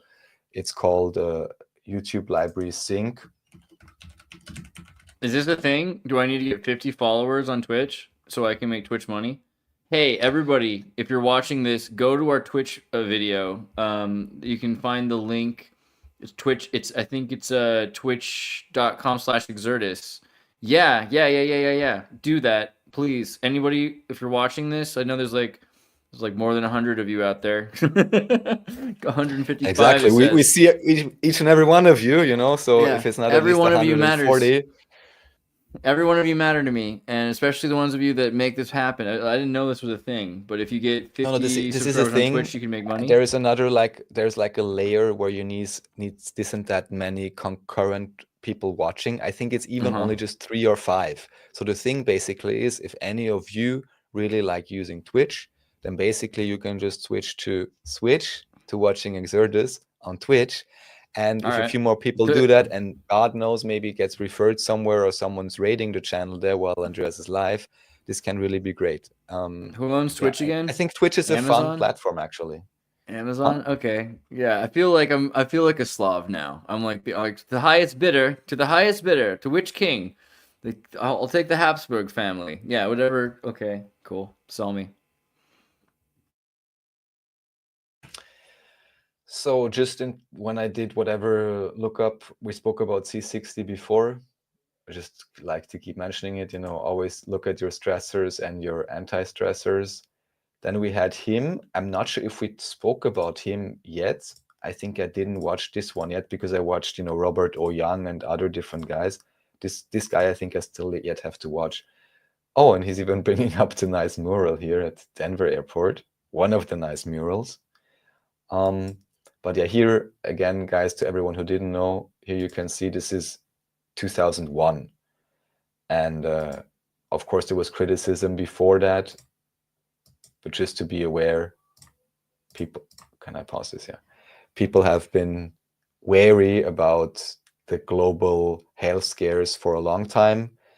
And to anyone who's researching this particular topic, you can see, of course, again, your favorite health official, Fauci, mask or not Fauci, already was involved back then. And I really think overall, this did incredible damage on so many levels, both in the West and in third world countries, and still to this day, still is used as a racket, still is having people desperate and confused, and deliberately keeping people sick. Oh yeah, this. So here we can, I guess let's see how much more we have here. There's a little bit more here, but we are close to 2 hours. Let's see where we where we go. Full lizard person. Afghanistan. What would you like to talk about? National anthem. What strikes your fancy, Andreas? Because there's a few things left we could be talking about today. So this, you're muted, Andreas, in case you want me to hear you. Oh, sorry. I was thinking maybe national anthem and maybe look at that DPRK thing after. Great. Yeah, then we'll just go through that and we keep the rest for Yeah. next time. So this is pretty interesting because apparently this is one of these original national anthems. I guess they played on TV. You know, they did the same in Austria until, I don't know, you know, sometime shortly before or after I was born. So I was never really in that time, you know, when they only had, you know, programming until 10 p.m. and then even here. I remember that. I remember that in Croatia when I was younger, which was pretty funny because they had like 3 channels and they all ended with the flag at night, like, and it was pretty funny.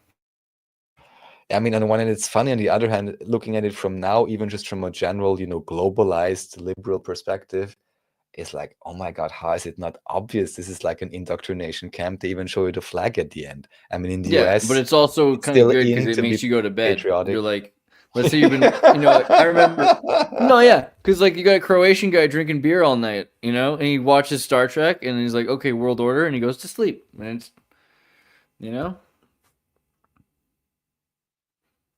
Yeah, not wrong. So here, apparently, what they did is in a very fancy way with the closed captions, in a split second. So I guess I can play this for a bit. Yeah, so I'll try to slow it down, see if this works, because I just found that now. Did you see this? There is a custom setting now with a granularity of 0.05. Yeah, I just saw the notice earlier. Oh, but the slowest is still it is. Yeah. So let's see if we can catch something.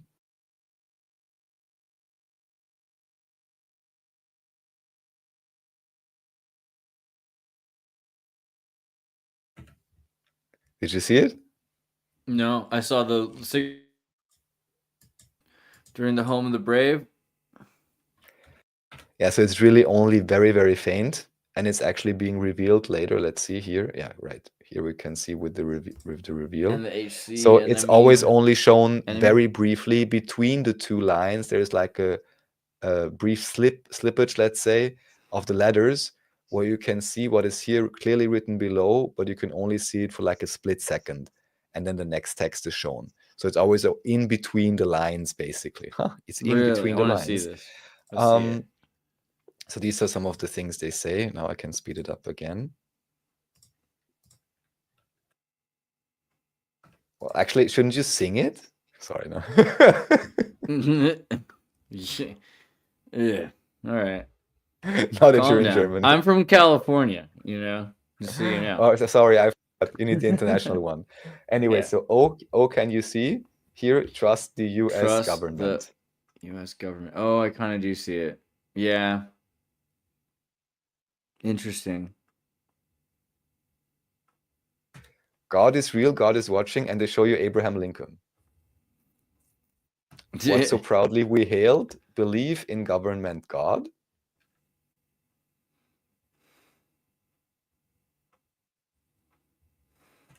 Rebellion is not tolerated.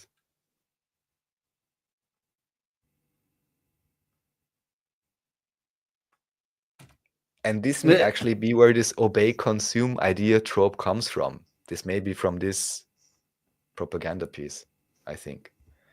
Wow. Trust the US government. I'm surprised you didn't know about this because I had heard something like this exists, but I like recently saw it again. And also at first I was like, what? There's nothing there. I can't see anything. Like what? They're dreaming. They're showing something, but you can see it here very briefly. The glimpse, again, when the 2 different texts are changing in between, this is the text that's shown. God is real. God is watching. I mean, that's a nice, believe in government God. I don't know who government God is. Rebellion not tolerated, obey, consume. It's simple enough. Just 4 lines, obey, consume. And here, open question. If they were doing this in the 1960s, then what are they doing today? enjoy your Black Mirror, everyone. Well, I would like to. I mean, it seems great, but I would like to see. Somebody in DC. If you can go to the National Archive, there's a library, and I'm sure you could probably see the original version of it. Because I don't know, I want to see that with the highest quality.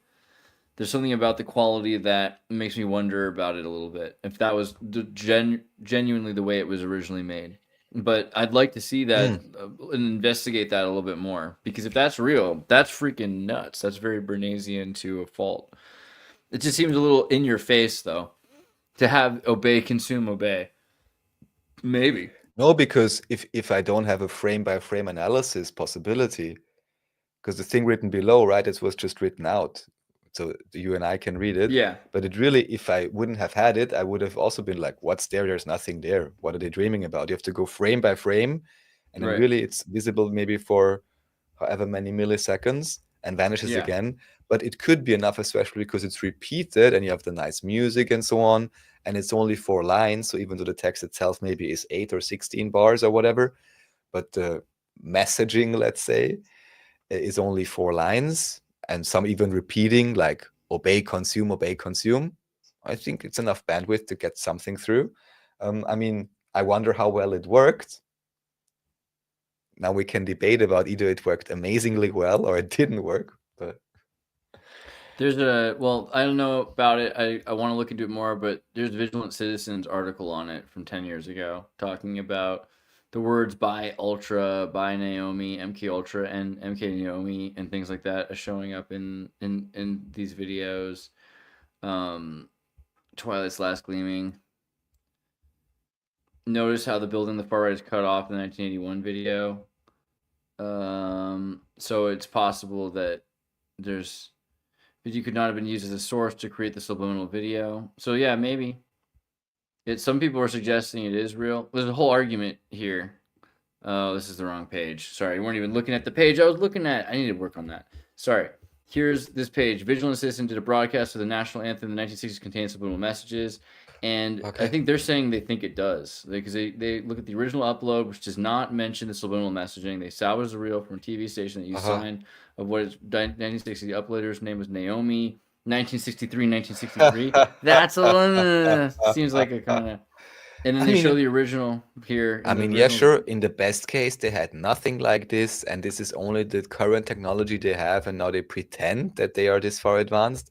But with this particular section, I think if there's one thing they're quite okay at, it's propaganda. So here I wouldn't be so wary to believe that they could do it. Yeah. No, I'm sure they could do it. It seems kind of like a scrub, and I would like to know for sure. I mean, detective work and NCIS computer enhancement. I found that some of the does it prove the video's a hoax? Not really. Text was overlaid by video footage using green screens. Actually, would have been using the that machine. Not enough evidence to prove it's authentic or not, but I think it's something worth looking into more because just the idea that I think they would say it seems a little over the top, In a way, I see what you're saying, yeah. But yeah, on the other hand, I mean, knowing what is done with frequency, 40 hertz and all of that, and there's enough patents and papers, and I mean, like, yeah. True. And no. So and they never expect anyone to watch it like slow enough. Yeah, there's no VCRs. Yeah. At least back then, yeah. So yeah, here just fun. If for some strange reason I have a fascination with all kind of outlier culture and propaganda. Maybe even just to understand the propaganda one oneself is subjected to better, because of course from the outside, that's maybe why I also always think it's so great. It's always obvious this is propaganda, but I think in the East and in these type of countries, people generally, even though they may play along and some may be brainwashed, of course, or many even, but that also very many are aware just wholesale that some things are propaganda. Maybe not in North Korea, okay, but in many places, especially in ex-communist places, just as we spoke about in former East Germany and so on.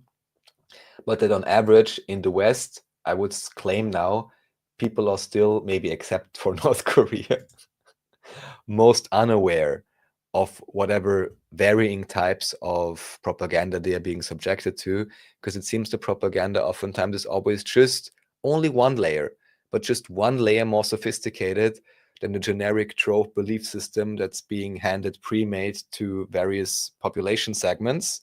So they just can't see beyond, just a little bit. And if they'd only see beyond a little bit already, they'd be up, they'd be up on the scam and they'd know they're being tricked in some way. But everyone is just being kept on that level, so the thing can be controlled. Oh yeah, and also I learned on my recent study with the North Koreans, something I thought you might find interesting, is that they actually learned animation from Czechoslovakia from the 1960s or something. It's also kind of hilarious. Super based, absolutely. Yeah, and then so that's one of the reasons the Legend of Orange is so cool. Yeah, I mean, if this whole thing, if this were just like an art project for sake of producing these things, and there would be no suffering, no, crazy authoritarianism and all of that, I would be all for it. But I have to say, or no abuse and so on. But I'd have to say the same goes for Hollywood. Again, I want to apply the same standards, so I'll just won't judge either. So here, yeah, and also I guess I didn't even watch this, but just again what I found. Oh yeah, this I watched a little bit. Very nice concert from Turkmenistan. I guess this is not the president, but someone singing. And you even have cartoons in Turkmenistan, which is amazing. They even use some kind of it looks like Flash from the year 2005 or something. And they have singers. Yeah. Also one of these. Oh, for sure. Yeah. These places. Let's see if I can quickly understand what he's writing here. Yeah. And here, of course, I mean, this would be a larger segment. We can also continue on with next time. This whole question, how many YouTube channels are fake? I only know there was a recent example with, I think, a guy called Eric Artman, and then they were discussing in different ways, is a South Park channel, and is it now AI or not? And it's partially AI or partially not. But I guess here the issue becoming that people can create like clickbait titles and they can kind of game the system.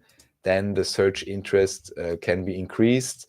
And then in association with AI, again, AI clickbait media, you can manipulate the market and make all kinds of things appeal real. On the one hand, of course, very scary, and oh my God, look, you can make, is it Mike Tyson or whatever, sell you some bad insurance or something through an AI video. That's very bad. However, just what I'm thinking of now, at the same time, isn't it kind of just democratizing this capacity for scamming? Because before it was already possible. The only difference was you could just for real afford to buy Mike Tyson to shield for your bad insurance. And now everyone can afford it. So I think I'll leave it today's. It's multimedia NLP. Yeah. But as more people learn to scam, the more people become scam artists, the harder it is for a scam to work on a scam artist. If the entire society knows how to hypnotize itself, it makes it harder and harder to be hypnotized, hopefully. Unless everyone's just hypnotizing each other. I guess it's America. But, that's pretty cool. Where's the one? Oh, that's the one. Yeah. Everybody, it was good that you were here. Raph, love you, bro. Thanks, everybody, for joining. Subscribe to Xirtus. And if you want to see the links, check out the description. And you can do your own research and come back with your own ideas. Make up your own mind. And catch y'all next time. Thank you, Andreas. Peace and love. See you guys tonight, 8 p.m.